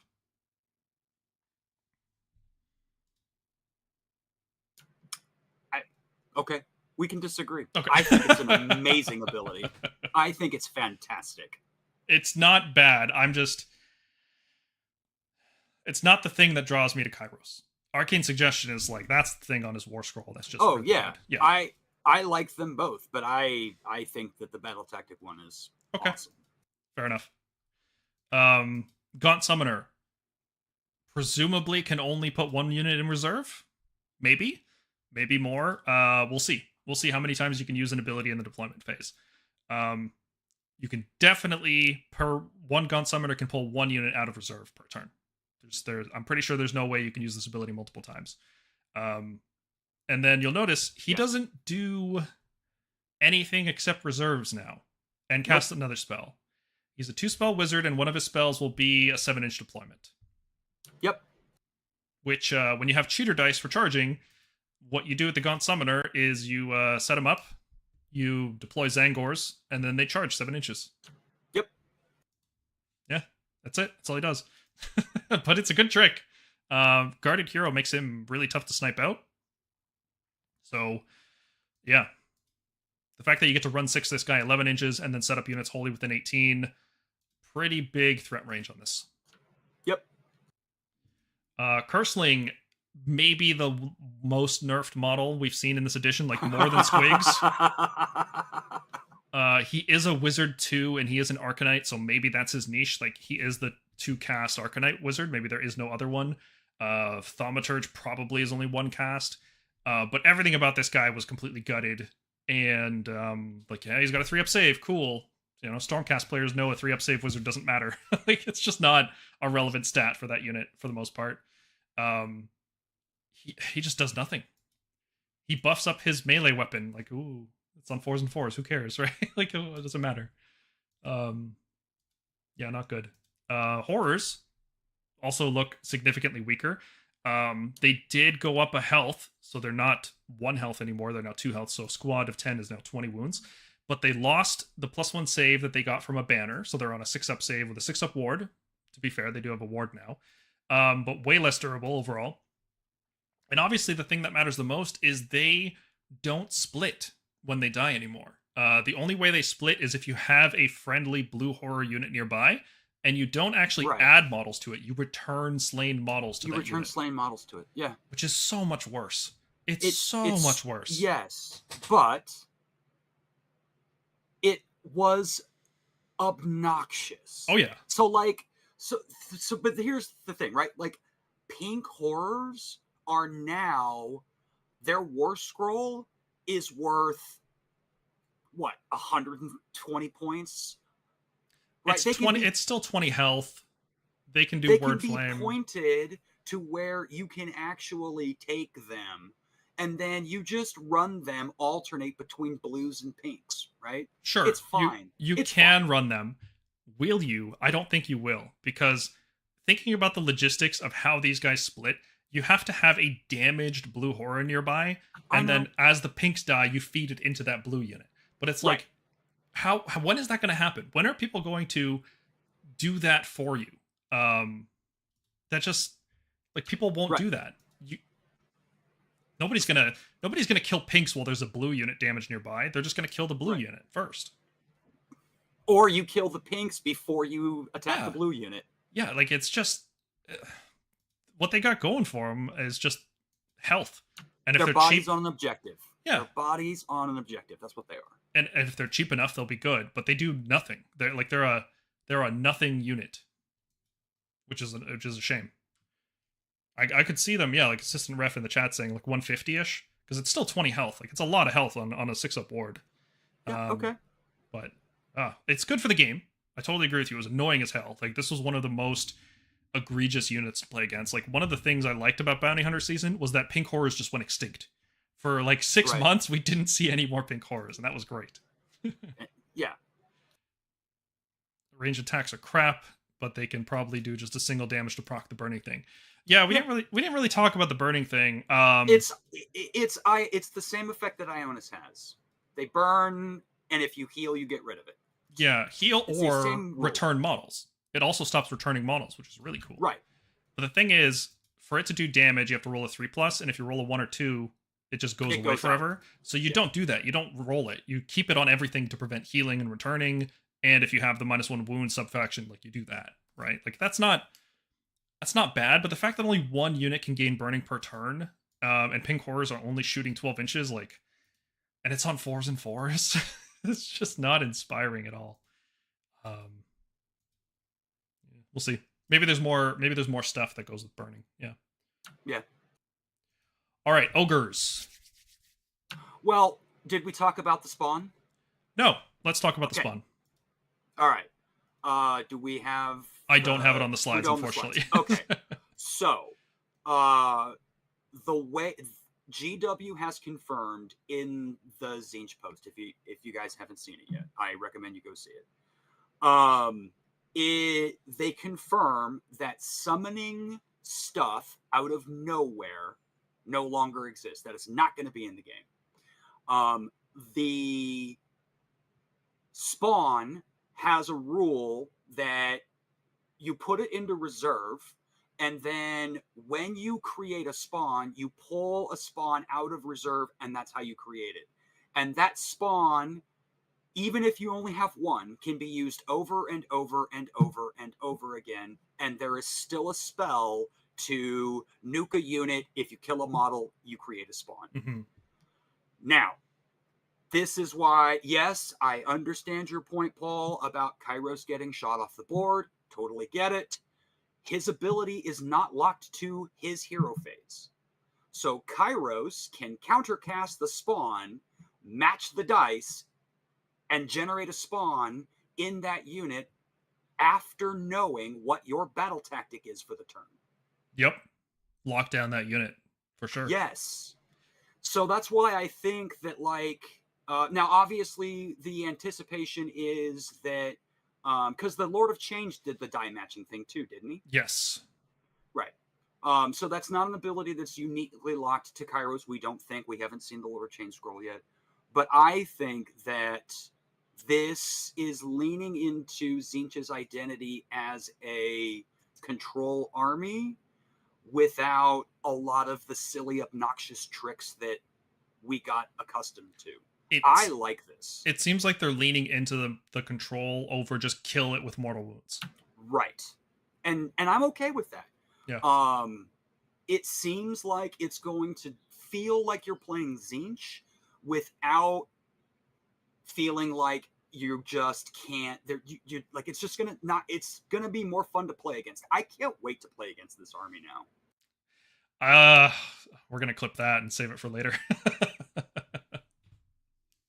Definitely words that you can definitely come to regret. I can just tell. Sometimes you say things out loud and you're like, "Oh, I'm gonna regret saying that later." I didn't say I was going to feel that way in 6 months. Right now, I am really excited to play this army. I want to see how it plays on the table. Yeah, I want to see it too. Something else I wanted to talk about with Tzeentch, but we're running late, so let's keep going, huh? Yeah, sure thing. All right, ogres. Maybe the most nerfed army because they got rid of the thing ogres do, which is kill you with charge mortals. And they just don't do that. They still actually do a lot of charge mortals, especially if you're playing Beastclaw with the sub-faction that adds 1. But they're not doing 50 charge mortals a turn to you anymore. Right. Or something stupid. There's no more Stonehorn 3d6 charging and surfing over your army and hitting everything for d3. That's gone, right? Instead, it looks like they're redefining ogres. And I think they're doing this because there's an ogre revamp coming, and they actually need to nail down the identity of what they want the new units to do and how those new units fit into these old units. So they're starting to do things like, the feast mechanic has been totally changed, and it's now like a once per battle ability. Your army starts feasting, and it's feasting for the rest of the battle, right? So either your army is getting +2 run, or it's feasting. And there seems to be mechanics that trigger off feasting, right? Like gluttons, looking at the Warscroll here, gluttons get +1 control per model, which makes them a 3 control model, which means if you have a reinforced unit of 12, that now counts as 36. And that's just a lot of meat, The fact that they're also 8 damage per model on 4s and 2s, this is a great all-out attack. They just feel very ogreish, which feels really good. Yes. Yeah. And none of that can happen if Beastclaw Raiders can charge you to death. Right? Right. None of these good changes can happen. None of these cool mechanics can happen as long as Stonehorns are, surfing over the army and then doing 10 mortal wounds in the charge. Well, okay. We don't actually know if they're not going to surf. We know the Huskard does not surf. Fair. But it looks like zombie dragons have that ability, and it's much more limited. We'll get to it later. It is possible. Right. You're right. It is possible that the Frostlord on Stonehorn or the Beast Riders on Stonehorn have the surf. Right. I hope they don't, because I hate that ability. And not because of the damage it does, but because of the unpredictable movement after charging. If it goes down to 2d6, the way that the zombie dragon is, I think it would be okay. I just want it to do D3 mortals and stop in place. I hate extra movement after charging. It's just too unpredictable. It's too hard to play around. And not that it's this is too hard, nerf it, but it's no, it's thinking about the possibilities of what this could do is exhausting to think about. And it makes ogres not a fun army to play against for that reason. Because you have to account for all the possibilities and blocking out potential movement spots of where the model could land between your units. It's just takes too much time. Looks like prayers are back on the menu. They didn't really do much except give you +3 move or a command point every now and then. But now you actually need prayers in order to get your 5-up board. And it turns the terrain into, first of all, people really ignore this, but it makes terrain obscuring for the rest of the battle. For the rest of the game, yes. That's absurdly good. That is a prayer that I would chant all the time with every army. Holy. Yes. Yes. And then if you save up a bunch of ritual points, or let's say you just bring 4 Huskards, because why not? I'm sure there's going to be some foot priest you can bring in this army too. And this is unlimited, so you could do this in one turn with 4 priests all chanting. You get 4 pieces of obscuring terrain if you roll high, and the last one, makes it all a 5-up board or something. Right. Or maybe on your following turn you get a 5-up board. But you do have to stay. Oh, hey, Mergonk, welcome back. Talking ogres. That's still going on? Yeah, still talking ogres. Yep. Oh my lord. There was a lot of faction focuses. So it's been a good time. We're burning through them. All right. So we're talking about how it's a good thing they nerfed ogres into the ground so that they could rebuild them as a different army. Pretty much what they did to Nighthaunt too. Okay. Yeah. Yeah. So you have to stay near terrain, which is a cool new aspect. I don't know how functional this will be, but it is it's different than just, Stonehorn go burr, right? Right. So, right. Yeah. And there's not a lot of armies that play with neutral terrain to this degree. So I think this is an interesting mechanic. I don't know if Beast Claw is the right army to do it, but it does. We'll see. I think it's kind of cool. It's weird because from a lot of the feedback that I'm seeing, ogre players don't like having to be this terrain centered army. They don't want to think. Their destruction, they don't want to think.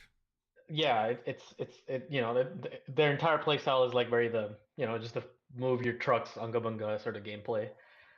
I think that still be powerful when it comes to things like what's it called? Those tinier monsters, the Mornfang pack, I think. Is that Sounds right? Yeah, well, they're not monsters. So, but okay, anyway, yeah, please continue. Yeah, that's what I mean. So they can get obscuring, right? Yes. Well, the Stonehorns can hide in the obscuring. Because there's Are Stonehorns not monsters? They are monsters, but they're not flying. They're not flying. It's flying that prevents you from getting obscuring. So your Stonehorns can now hide behind Wildwoods and not be shot. Yup. I could have sworn obscuring was monsters and flying. Am I stupid? Maybe we're stupid. Oh, it might be. Wow, I did not see that then. I'm checking. Obscuring is just fly. It's the only keyword. Oh, that is strong then. Yeah. Oh wow, if you can hide a 14-16 wound Stonehorn behind there. Yeah. Oof. Yep. So that's really, really cool. The problem is to lean into this to make it reliable, you got to bring a lot of priests, and we don't know how many priests there are. Hopefully, there's more than just the Huskard on Stonehorn, because that probably isn't spammable enough to be good. Okay. We'll see. I mean, yeah. Kragnos got nerfed. It's like every one of these faction previews is this wasn't fun to play against. This is how we're nerfing it. Yeah. Except Stormcast. It's just all buffs for Stormcast. And then every other army, no fun allowed. I mean, he still does a ton of damage. Yes. His charge mortals have not changed.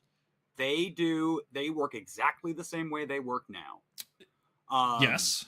And yeah, he's got a 4-up save instead of a 2-up, but he's got a 5-up ward, doesn't he?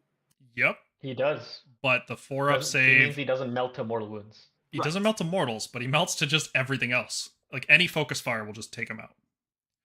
I doubt that. I think it's going to be fine. Given all-out defense with a 4-up, 5-up, I think he is more survivable than people are giving it credit for. Okay. I think it's way better. This is why I like Kragnos, okay? Because now your opponent can at least hope to engage him. Previously, if I saw Kragnos, I'm avoiding him. I'm not doing anything to him. Right. I'm dancing around him the whole game. You just kite him. It was a binary game. It was either let him charge or you don't. Yeah, I avoid him, I kill everything else, and I just let him do his thing and win the game on objectives. Now, if they first of all, I think they reduced his move. He moved like 12 before this. No, he was always 10. He was always 10? All right. So, I mean, with this, it's like your opponent can, at least if you're a melee army, I play Stormcast, so like we're shooting all the time. But if you're a melee army, you can hope to reasonably engage this with something that is tough or killy. He's maintained his damage. -3 rend in a meta that has lost save stacking is insanely good. Yeah. His melee damage is good. Charge mortals they are what they are, right? 2-up, D3 to everything within an inch. He maintains the 3d6 for destruction. Yeah. Yeah, that's where I think he's going to be the most interesting. He's not just going to be a gimmick unit anymore. He's actually going to be a build around, which I'm very interested in. Well, that's what so all of the rules so the only thing he doesn't do anymore, he's got a 4-up save and a 5-up ward instead of a 2-up save, and he doesn't yell and do mortal wounds around him when he gets damaged. Other than that, this is basically what he does now. Well, the key thing is countercharging 3d6. Yes. Like, that's the huge thing with Kragnos now. So, is that a passive? Oh my god, it's not even your charge phase. Oh Jesus. No, Christ. it's any charge. And phase. remember, passives are always active, no matter what color they are. Yeah. Yeah. He's good. He's good. Yeah, I'm happy that he's not a 2-up save anymore, but 4-up seems a little too weak. I don't know. We'll see. We'll see how it plays out. Maybe I'll be glad that you can kill him. This guy should be killing whatever you're getting into combat with. And ultimately, this is someone with 27 wounds. I think he'll be okay. He's going to be fine. Do you guys think he's still going to be 700 points? No, he's going to come more down. like 5 or 6, I would say. I could say 600. Like, this is like Karazai, what Karazai should have been at the start of the edition, like that level kind of power. Yeah. Okay, Huskard on Stonehorn. Blood Vultures are dead. That's great. Everybody loves that. Nobody liked Blood Vultures, except Ogre players, and I'm sorry about that, but it's for the good of the game. People are going to pivot into Harpoon Launchers, probably, right? Or maybe just the Chain Trap, because if you're just being aggressive, it's fine. Stonehorns used to be 12-inch move, right? I'm not crazy. Yeah, they did. And I believe they also benefited from the hunger thing, where they got an additional +2 to their move. Yeah, so they are slower. Their 5-up ward is tied to that praying mechanic, and that's just been turned into ignore the first damage every phase, which is so much worse. It's so much worse against almost every army. Good lord, that's bad. 14 health on a 4-up save. Now, this is the Huskard. I don't remember if the Huskard was a 4-up or a 3-up. He was always a 4-up. Okay, so it's possible the Frost Lord is a 3-up. The Frost still. Lord's a 3-up. Yep. Okay. Yeah, the Frost Lord will be maybe, right? Because what they have said is that based on the armor you're wearing. It's based on the armor they're wearing, and the Frost Lord isn't wearing a lot of armor. Yeah, I don't see anything in Ogres having a good save, right? No. They're Maybe they are the Glass Cannon and Destruction. They're meat. They're the meat army, right? Stonehorns do good damage, though, right? Especially with this Rampage going off and buffing potentially multiple monsters. This is a great Rampage.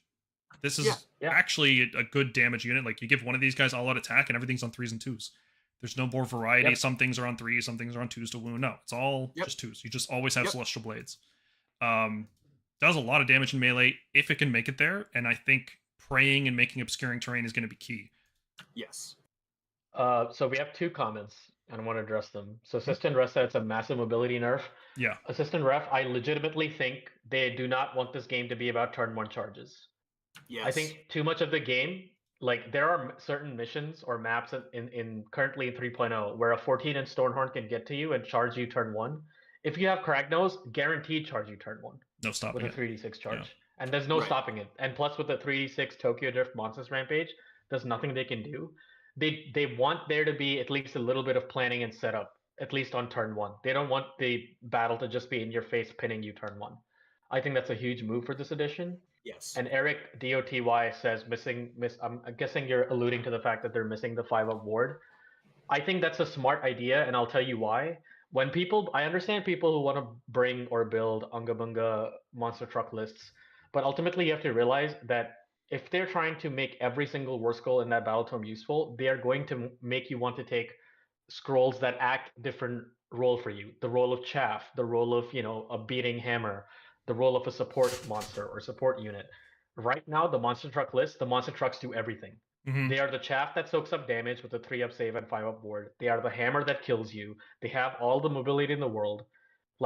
And that's why everyone just runs Beastclaw Raiders, because that is the dominant way to play them, because they just perform all their roles that well. And I think delineating your actual book into roles will force people to take more diverse armies and play a different way, which I think is okay. Right. I play ogres as my secondary army, and I can totally understand why the 5-up ward is bugging people. It's still there. You just have to put a little bit more thought into it. Exactly. A little bit more setup. The setup. other thing too, right? Okay, so their hungry ability is only +2 to run rolls. It doesn't affect their movement. It doesn't affect charges. It's just run rolls. However, the feasting ability is way better. It's basically doing what the Maw Pot did, but you're healing for every single unit you're in combat with. That, combined with the fact they can now hide in obscuring terrain, is going to more than make up for the fact that they lost their 5-up ward. I promise you. I don't agree with that last part. I don't think it's going to make up for it. Like, this army, it's going to, if you just bring monster trucks, you will be tabled quickly by aggressive armies shooting. And that's fine that a gimmick heavy over investing into something list has a significant weakness. Like, that should just be the case. If you bring all shooting, you have significant weaknesses. If you bring all monsters, you have significant weaknesses. If you bring all slow melee, you have weaknesses. If you bring all fast, fragile melee, you have weaknesses, right? And people can capitalize on those and kill you quickly. I think the problem is exactly what you're describing, Morgonk, is that Stonehorns were the Omni unit. They did everything in the army the best. And I think that's a result of the fact that Ogre Maw Tribes wasn't an army in Age of Sigmar. It was Beastclaw Raiders and then leftover trash from Warhammer Fantasy, right? And they have had plans, I assume, to develop Gutbusters eventually, but they just didn't know what to do with them for multiple editions in a row. And in first edition, they definitely had this idea, okay, we're going to split Gutbusters, we're going to have Beastclaw, this is the Beastclaw identity, we'll figure out Gutbusters later.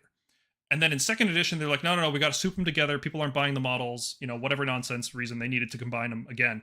But they kept the Beastclaw identity. But the thing is, the Beastclaw identity works when you don't have Gutbusters in the army. But because you have the Gutbusters, it's like, well, if the army is just Beastclaw Raiders, then it's not the Ogre Maw Tribes, it's just Beastclaw Raiders. But now that it's a combined army again, you have to consider how the army as a whole plays together. So if you have an Omni unit like the Frostlord on Stonehorn, you don't have a purpose to bring chaff or screens or infantry or anything except the Omni unit. And that's what Morgonk is saying, is like, in order to actually make more units useful, you have to nerf the Omni unit. You can't have a unit that does everything in your army. Like, Storm Drakes were the Omni unit for a lot of players. I never felt they were that optimal personally, but for a lot of players, they did enough that it's like, well, why bring anything else? Just bring Storm Drakes. And Gardas, and a Relictor, and screens, and shooting. It's like, oh no, it's not an Omni unit anymore, all of a sudden. You know what I mean? Like, Stormcast have always had that kind of better internal balance, because our units don't do everything. We've never had a unit that does everything. Ogres did, and it's definitely a problem. But I do definitely see your point, Jack, that it's like, they're not totally gutting it. They're shifting the power. They're shifting the power elsewhere in the book. I can definitely understand why Ogre players would be upset, and it's a crappy mechanic. Personally, I don't think it's very good. Like, tying it to terrain, having to stay near terrain.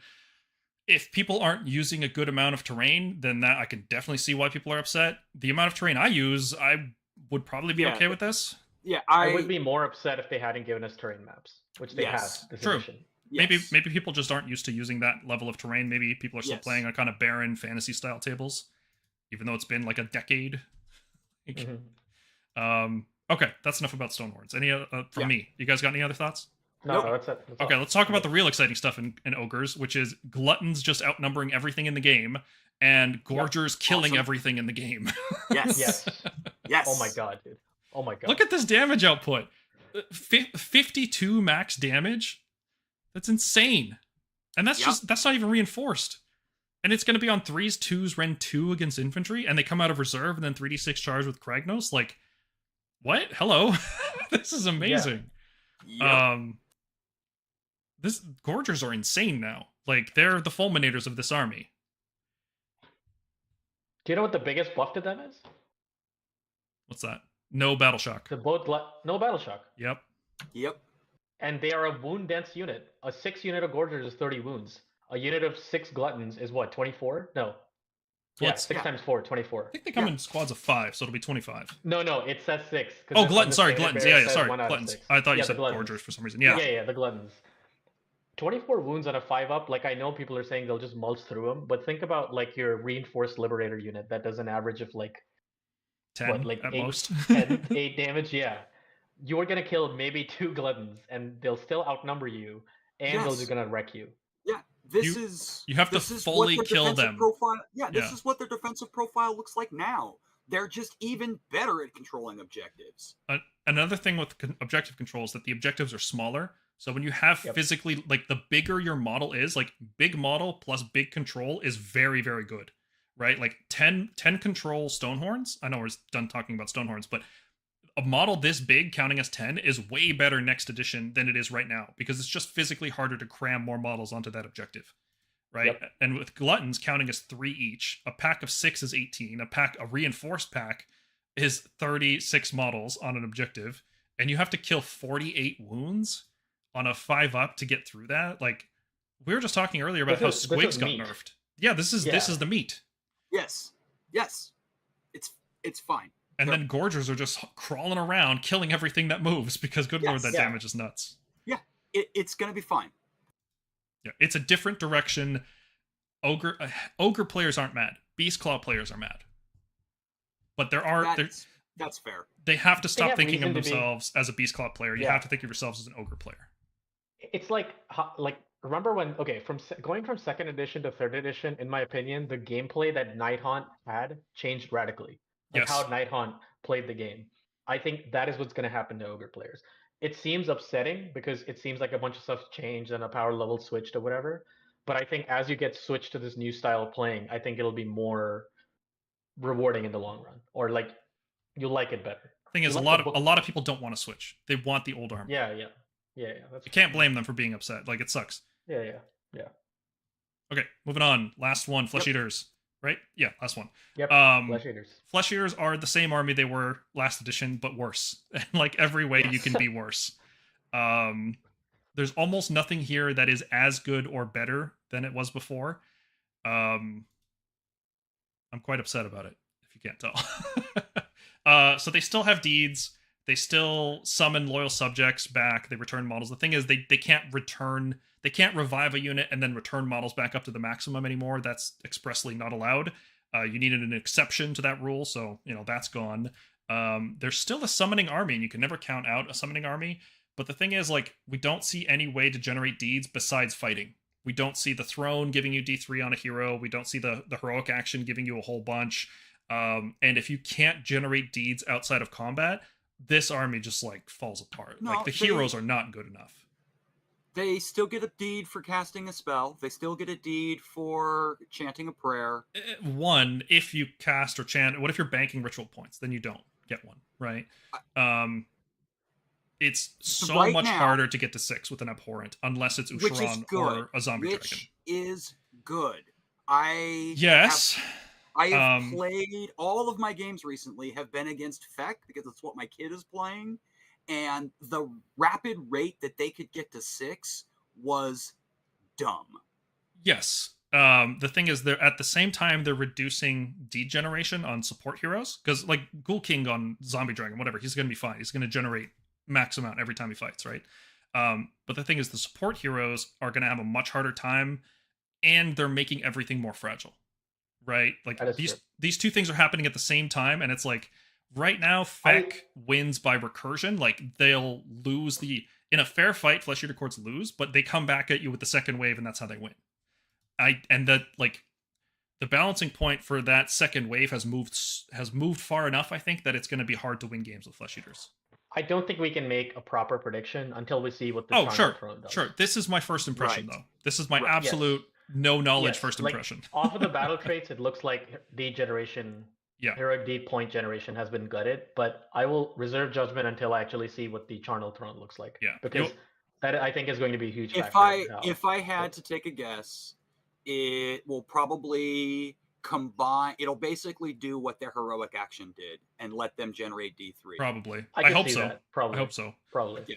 One guy will be able to generate D3. I am very disappointed at losing all the rampages, right? Like the healing rampage was cool. I really like doing that. Stomp healing with zombie dragons and stuff. I like the bravery stuff. All that seems to be gone. Usharan, Might still see that. Maybe. Instead, move the power to the Warscroll instead of. Maybe. Yeah. Usharan seems like a must-take now. That's the only way you get your delusions. He's so good. It is possible that the abhorrents themselves can just do it. Like that's just a thing on every abhorrent. But his flavor text specifically is about Usharan. Oh, there's no flavor text there. But like that's his signature ability, Epicenter of Delusion, right? So maybe the abhorrents are like pick one effect from this list for the round. Maybe Usharan does it every turn. I don't know. I'm not trying to have some hopium here. I'm pretty sure Usharan's the only way to get delusions now. I mean, if that's the case, I think he's going to be a must have, yeah, and I hate that. Yeah. One of the things I liked so much about Flesh Eaters was that it was a death army that didn't have a must-have unique Mortarch. Like I want the ability to build this army the way I want to build it, and not like, oh, it starts with my big centerpiece hero every time. which is a shame. He did actually get stronger though, right? Like he lost attacks on his talons, but he gained attacks on the scepter, which is hitting way harder. Everything else about him is like pretty much the same. Right. His rampage is ridiculously good. Pick 3 enemy units in combat. If roll a dice, if you exceed their control, they get strike last. Well, that's Mulch's infantry. He did that now. Sort it's of a bravery check now. Used to be a bravery check. But all of the bravery checks have moved to control scores, right? Yeah, it's a consistent. But it's way better now. Yeah. But it's like if I have a Stormcast unit to bravery 8, chances of him rolling a 2d6 on a 9 is pretty low. But if I have a Reclusian with a control score of 1, he can just roll a 2 up. Yep. This dude just mulches anything except monsters. You know that whole artwork with him chewing up like 15 Vanquishers? Yeah. Where he's just like slamming the crap out of it. Yeah, that's it. Yeah, that's it. Just put Photoshop Andrasta in there because she is not getting to this guy.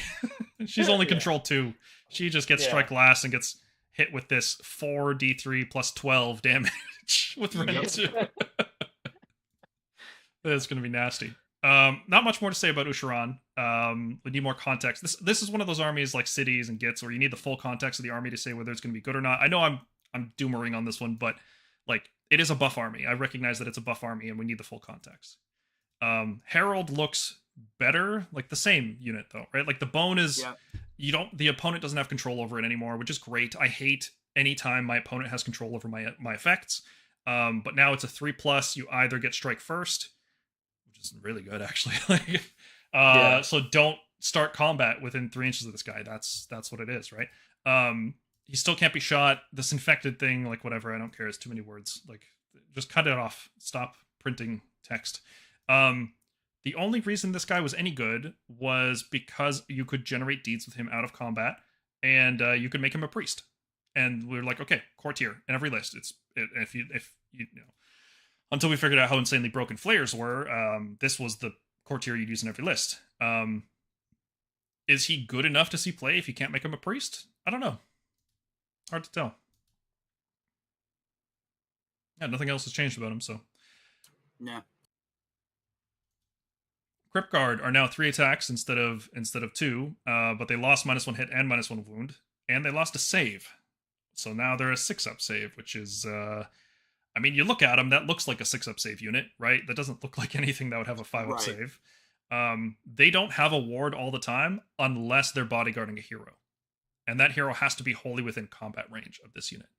Do they give the hero the bodyguard, or do they themselves also have a ward? Both. Oh, interesting. Yeah. So if you park them in front of Ushran, Ushran's already got a 5-up. If you park them in front of the Ghoul King on Terrorgeist or Zombie Dragon, they both have a 5-up ward. Well, you have to do something very particular with being wholly within, given how big their base is. You have to like semi-wrap the unit, and then you want to leave space for Ushran to move. It is possible. You can math it out, and it is possible to do it.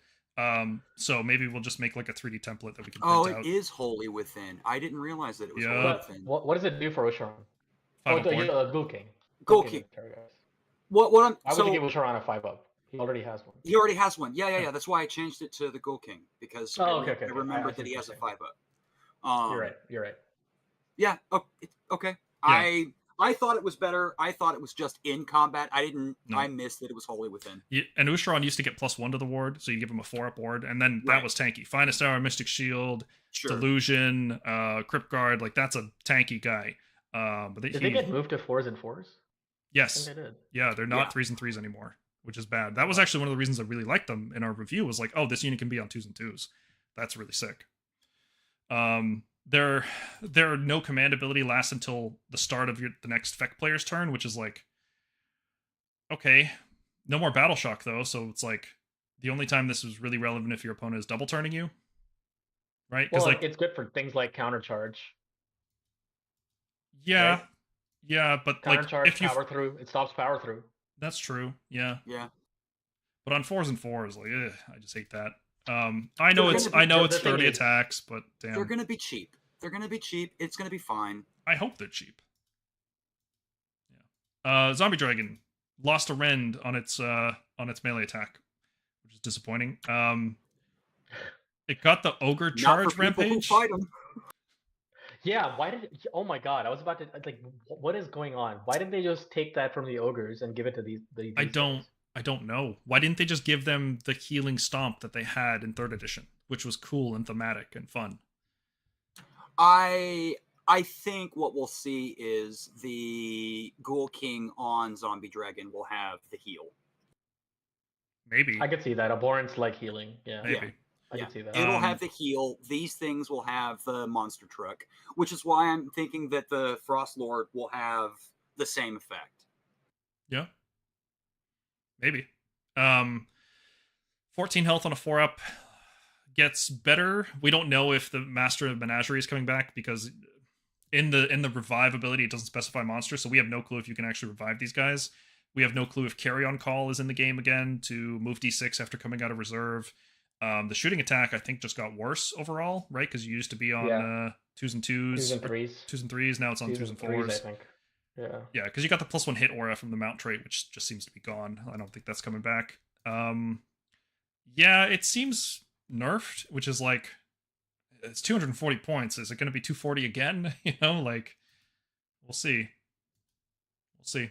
I mean, the 2d6 is nice. Your opponent has to like have a very tight castle for that to, unless they want a zombie dragon sitting in the middle. We were just talking about that. You have to charge, and then it's a 3-up, and then it's a 2d6, and this base is so much bigger than a Stonehorn. It's crazy. Like, you're pretty much just going to rotate around screens with this. Like, you're not going to do anything else. Which is, again, right? It's part of the reason why I think it's fine on this. I hope that they're not 240 like they are now, because fighting like 6 of them is a gigantic pain. No. It's once per turn per army. It's fine. Yeah. I'm just in general, fighting a bunch of them all at once as a Stormcast player was really. They did get a lot better at hitting. I will say that. Like a single command point, you're on 3s and 2s. Like it's only cool. One can get it though, right? Right, but it's like are you multi-charging with this army? I don't even know. Oh yeah, actually, because this Ghoul Patrol thing, like, okay, this is what I want to say with Feck. I'm pretty sure they're going to push everybody into Ghoul Spam. Because if your army is so fragile that it just can't survive any damage, it's like, okay, just all gas, no brakes. Ghouls. Here's 300 ghouls for you to play against. I hope you have a great time. I'm going to move them all one at a time. I'm going to fight with 2 of them at the same time. I'm going to give you strike last. Get the chest clock out. Yeah, no, this, I really hope they're not leading into the Ghoul Spam nonsense. But one of the problems with Ghoul Spam, like, ghouls are actually one of the best units in Feck, but they have a fundamental flaw in how fragile they are. And that really, really matters, because as soon as they dip under 20, they lose the auto wounds on 5s. And their damage drops in half, basically. And the problem with their fragility is that they get hit first, right? And you don't want to reinforce them because that's too many points and too many bodies and too much space taken up. So ideally, what you would do with ghouls is fight them in squads of 20, and you always get to fight first. But when you fight with multiples of them, one of them always gets hit, and then it usually just dies. Fighting with 2, though, fixes that problem. Like, the fundamental problem. Like, it's almost like how they fixed the Stormcast fundamental problem of not being able to multi-charge. They fixed the ghoul problem as well. And that's a dangerous thing to do. Hopefully, they don't have a good profile. I'm very scared of ghouls. I can't imagine they'll be better than 4s and 4s. Like, I can't imagine them being better than Crypt Guard. I can see them being 2 attacks. 2 attacks on 4s and 4s with crit auto wound, yeah. Yeah. Okay, last thing. This endless spell. Why did I want to talk specifically about this endless spell? Because it has this ability here. So normally when you summon a manifestation, it can't move that turn, right? Right. And there's a core rule. If a unit was set up this turn, it can't use move actions this turn, right? So presumably, you can't use this move action the turn you summon this Stampede. Am I fair in saying that? It says core, it says move, so you can't do this if you set up the Corpse Mare Stampede this turn.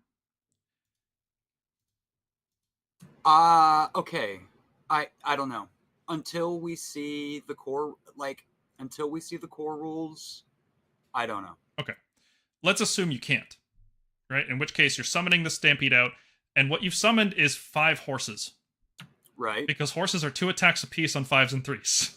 Right. So you just get to summon wave after wave of horses at people. Yep. And that's cool. That's really cool. Yeah. I don't understand why flesh eaters are summoning horses, but you get to do that. And for some reason, Well, the horses they miss their noble steeds. the horses have a better save than the crypt guard. Well, This like yeah, I mean, this is such a strange thing to include in this army. I really don't know what to make of it. It's got a ward too. Did you guys notice that? what? Yeah. Yeah, all endless spells have at minimum 6-up ward. All of them do. Why? Because it's magical. It's like demons, I guess. Demons all have wards now. Yeah, I noticed. I don't know if you noticed, the demon ward matches the demon save. Yep. Huh. Yeah, you're right.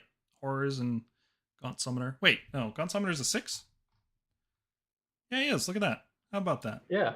Okay. Fair enough. Which Okay. means the great unclean one might be a 4-up ward. If he's a 4-up. What else is there to say in Feck? Something I want. Okay. Morbeg Knights are 4 health now. We saw their Spearhead Warscroll. They are 4 health. We don't know anything else about them, but their stats presumably stay the same. It's not like units are going to have different health. I think that's the model for knights going forward, because we heard Chaos Knights were also 4 wounds from the Spearhead. Yes. Cavaliers are 3, so it just looks like cavalry in general has more wounds. Does that mean Dracoths are going to be 7?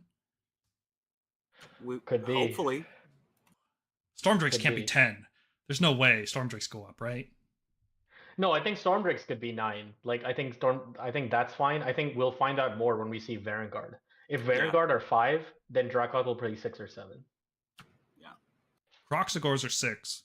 Dracoths. Varangard are going to be 6. I think Varangard are going to be 6. They're on a smaller base than Dracoths, though, aren't they? They are. Yeah, but they're going to be. Then 6. So are Kroxigors in a sense. Yeah, they're going to be 6. Okay, I can see Varangard at 6 if Dracoths are at 7. Yeah. I can see that. Do we think Dracoths are going to be 3s and 3s still? Or 4s and 3s, Yes. like a Griff Charger? I think so. No, I think everything in Stormcast is. I think if the Liberator is 3s and 3s, I see no reason. So the guys, yes, but he's talking about the mounts, the actual Dracoths themselves. I think they're going to be 4s and 3s. 4s and 3s, yeah. Or 4s and 2s. We might see a 4 and 2 situation there. I'd be okay with that. Yeah.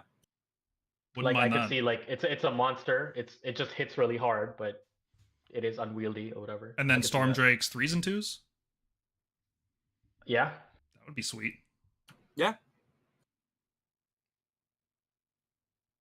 Okay. Mergonk, you missed most of the Stormcast preview. Is there anything you want to talk about in there in particular? No, I'm happy. You got it. You got it. How are you feeling about Stormcast this edition so far? Honestly, we stayed almost the same. Our roles got a bit more organized. I think they got delineated. I think we are actually seeing role separation, and that's good. I think the biggest buff to our units is everyone else getting nerfed, because it makes our weapons actually matter. I'm okay with other factions doing all their cool things as long as the stuff that I get to do applies. And I felt a lot of times this edition where our damage didn't matter because you were safe stacked and warded up to all hell. You had recursion, multiple times, and like I'm just trying to get damage through and I can't. And I feel like that's finally changed. Like Stormcast do damage. I think that is the identity of the army, and I think they really lean into that. So I'm happy. I'm happy about that. Too many times in 3rd edition, I've had Ren 2 units just bounce off stuff, and that felt awful. Like it's a dice game. It's gonna happen, but it happened too often. I mean, I've had games where I do Ren 2 and they're saving on a 4-up, and I'm like, how? How's your unit doing this? Like, I do that all the time with Karazai. I'm saving on 2s though. I mean, yeah, but we're the armor. We're the armor and damage faction. Yeah. Like, I'm like, if I have 25 models and my whole thing is to kill you with Ren 2, how are you with like 80 models saving on a 4-up still? Like, that's weird. Yeah. So I think them reducing that, I feel pretty good about it. Like, I could never imagine them reducing Kairos' save. There's so many times I just don't attack Kairos turn 1 because they Finest Hour, they all out defense or Mystic Shield, and I'm like, cool, I'm not gonna waste time on it because I know he's gonna be on a 3-up no matter what I do. Yep. Using cheater dice too. Oh yeah, Destiny dice on top of that. Yeah, it's gonna be it's gonna be futile. It seems like every other army got nerfed. Stormcast got buffed. Skaven got different, probably buffed. That's all we've seen so far, right? Like, was there any other faction preview we were looking at? We're like, oh yeah, this army looks better than what it is currently. No, like everything seems weaker or different, except for Stormcast, who straight up feels stronger. I think it's like one of those things where it's like everyone's used to Stormcast being weak, so they feel stronger. But the idea is they're just bringing them, instead of being the Kitty damage faction, Timmy damage faction, they're actually bringing them up to have a role in the wider meta. Mm-hmm. I think that's why they feel stronger. But I do think we're going to end up paying for it in points. Like, I think armies are actually going to be very elite. Like right now, like you could almost play Hordecast. Like armies are increasing in size slowly since the first year. I think that's not going to happen. Yeah, like those Stormkeep lists that are using Andrasta and like reinforced vanquishers and stuff. Those are starting to get pretty up there on model count. And this is something we talked about in our initial podcast, where like we don't want the points to get so low that you start spamming Stormcast, because it stops feeling like Stormcast at that point. Right. Yep. And I think like a 3-up save in this economy, like I'm okay with them having like additional rend against the right targets and killing them. Like I'm okay with my stuff dying. I just want like defense on a basic level to matter, to where my opponent feels like they have to engineer a certain matchup to try and kill the unit. Mm-hmm. Right now you could sneeze at like my Dracots with 60 grots and they'll die. And it's like, what is that? What's going on? Yeah. Well, on that topic, what do you think about Reclusians? I can't tell you until I see the tome, but right now to me it feels like they are a brawler anvil. Okay. Which is they are not fully an anvil because they have damage capacity, but they are not fully a hammer unit. We've always preferred Dracots or cavalry to do our damage because they're just better infantry. They have better move, and so we tend to use them because they're faster. Mm-hmm. Is there a space for a unit that can keep popping a 5-up ward, has a 3-up, ignore anything, ignore a monstrous rampage, ignore a spell, ignore a prayer, can brawl on an objective and deal a decent amount of damage back to where your opponent can just ignore them? Is there value in that? I don't know. I'll have to see the tome. If it's 340 points for a reinforced unit, maybe. But I think it's going to be like 400 plus. I don't think I can pay more than 200 for them. Yes, yeah. Like if I can imagine paying Annihilator with Grandhammer cost to try it out, but it can't be more than that. Yeah, I feel like it's just inevitable these guys are going to be overpriced. Or we're missing like some huge piece of context for what makes them like really good. But having so much of the offensive value tied to the Vigilant who's going to be like probably 190 more, possibly. It just feels like I guarantee you the Vigilant's going to be like 230 or between 230 and 260. So, like, do you remember all our mounted cavalry costs when the tome first came out? No, okay, I do. The Toralon was 270. Like this guy's not going to be Toralon costed. Come on. No. But like remember Vandus was 230 and he's bad. He's been bad. Nobody's used him this whole edition. It's 230. Wow. Yeah, Vandus when he came out was 230. Yeah, I think this guy legit might be 230 or 240. Yeah, this stuff feels like it's just going to come out the gate overcost, just because we've seen that happen so many times, right? Yeah. On that subject, what do you think about Annihilators with shields? They're bad. And I'll tell you why they're bad. I think people are harping on about the deterrent possibility to where your opponent might not charge them. I think your opponent will charge them. I don't think like 9 like, because the thing is like there's so many times that my Annihilators just die. I rolled 12 dice for Blaze of Glory because my opponent like surrounds them, and I rolled 0 6s. I can't imagine trying to do that on 3 dice. Would you reinforce the unit? It comes down to points. If they're 140, sure. Okay. Sure. So here's why they're not. Here's why it can't be 140. Because Blazing Impact does the exact same thing it does in 3rd edition. It just can't happen. Right? Like as long as we can spam Mortal Wounds in the movement phase, they can't be cheaper than 180-ish. Well, no. Well, you have to take it in context. The main thing wasn't just Blazing Glory. It was the reroll charges when you land and then the charge Mortal Wounds. Sure. That is why people were taking them.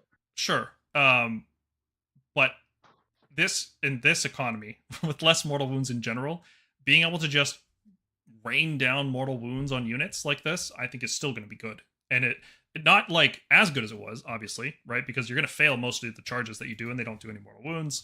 But you still bring like 10 units of these guys. That's still a ton of Mortal Wounds that you're going to do to the enemy. I don't know. I'm very nervous about the role Annihilators are going to have next edition with what we've seen from Prosecutors.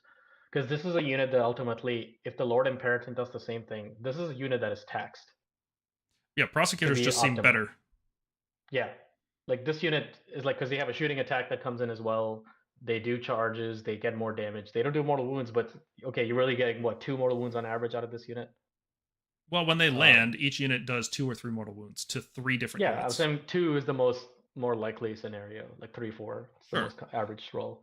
But I'll have to wait for the tome. I'll have to see what they did to Grand Hammers. Like I can't imagine this being used in an offensive capacity. I think they wanted to nerf the barrage of mortal wounds that annihilators are doing in the spammy lists. I think they've sort of achieved that. I know people say like use it as an anvil unit, but like my question is, how much are you willing to pay for an anvil unit that only gives your opponent strike last on like a six up? Like I feel like that's not very useful. I feel like trying to roll 6 up on 3 or 6 dice is not very useful for what is at least going to be a 300-point level investment. Yeah. I thought maybe one cool thing you could do is like line them up inside another unit. Like if you have a pack of Dracoths or something and you put shield annihilators in combat range, your opponent charges. It's like, cool, you're strike lasting on a 3 up effectively. But is it worth spending hundreds of points on a slow, low damage unit? Let's just be real. For that kind of 3 up strike last effect, I don't know. It's really hard to place like annihilators. You're investing a lot of points in one sector of the board to.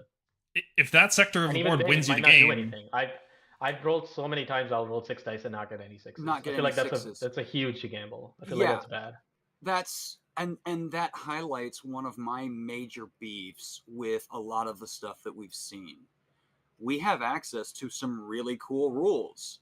They are all tied to rolling to activate. And I don't think this is going to be, I don't think it's going to be good. Especially because, okay, so you bring 6 shield annihilators units. They all have to be, which means you have to have 6 units on the table to put them in reserve, right? And then your opponent literally just deploys anything of value 3 inches back from the line with their screens, right? Like, I don't think it's going to be the problem you think it is, Paul. I don't think it's going to be a problem at all. Like 3 up, like 6, like I'm okay with rolling for good effects. Like I think the Vindictor as a screen, when I look at the Vindictor and I see the 4 up strike first, I'm like, that's a good effect. It lets me get some value out of my Vindictor unit before my screen inevitably dies. That's fine. When I see this, I'm like, A, I'm not likely to ever roll it. B, they'll just kill my unit anyway. So like, what am I doing? You know? How good do you think a 2 up save is? 2 up save on 18 wounds for, let's be generous and say 300 points. Do you think that has play? With the amount of anti-infantry I'm seeing, honestly, I don't know. Like, I'll be honest, when the meta was still early, like this is we're talking about like the first year meta. That was the best time for these guys to see play in 3rd edition, right? I would find them still dying. Like they'll be a pain in the ass, but they're not ultimately like the solid anvil that GW hopes. I could be very well wrong on this because it does seem like with the Rend and mortal wounds going down, they could survive. It's still just 9 wounds on a 2 up. Yeah. Well, the mortal wound output and the Rend was not high at the start of 3rd edition, and you did not see anyone spamming these, even though they came in the box set. To be fair, they couldn't fight in 2 ranks. Now they can. That's fair. Yeah. That was a big deal, right? Yeah.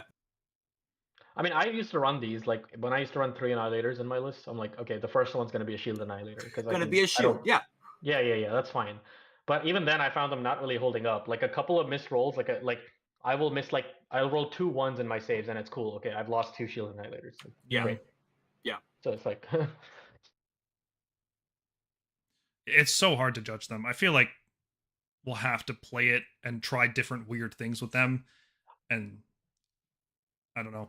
I'm worried it's the index already, GW. Yeah, index would be great. Yeah. Okay, that's a pretty good point to leave off this. Is this a new record for a live stream? Almost 4 hours? Yeah, I think so. I didn't expect you all to be here when I got back. Well, I'm glad you came back, and I'm sure our chat is glad too. So, despite all the negative things I had to say, I'm just a very critical person. I am actually very excited for 4th edition. I think Stormcast look like a special army, whereas before we looked like the baseline. And that's a very, very good thing. Yeah. I'll just say like I have seen like comments where it's like people are like, oh no, Stormcast should be a bad army because they're like the starter army, so you can get into really playing AOS. And I think they have actually kept the spirit of like what they did with Space Marines, which is they do have like that simplicity that you can play Stormcast with, and then there is a higher like mode of play and actual place for them in the meta, as opposed to Right. just being the Right. beginner big armor army, which I think is nice. Well, the beginner army is Slaves to Darkness. So yeah. Yeah. Yeah. And Coalesced. I'd say no. Coalesce has a lot to remember in Monsters Rampage, and I think Slave to Darkness is Nah. the purest Agrodon's go burr. beginner army. Okay, that'll do it for us for tonight, guys. Thank you very much for sticking around. Hopefully you guys are as excited for 4th edition as we are. We got a lot of videos that we're going to be working on and getting ready for this summer. It's going to be a lot of fun. So yeah, there's a lot of yes. content coming up. Yep. Yes. Yep. So one last shout out. Thank you, Leighton Gaming, for sponsoring our painting contest. If you guys have painted endless spells, drop them in the Discord server, and you can win a Spearhead box, and that'll come in handy this summer. So from everybody at the Stormkeep, thank you, everybody, and have a great night. Bye, guys.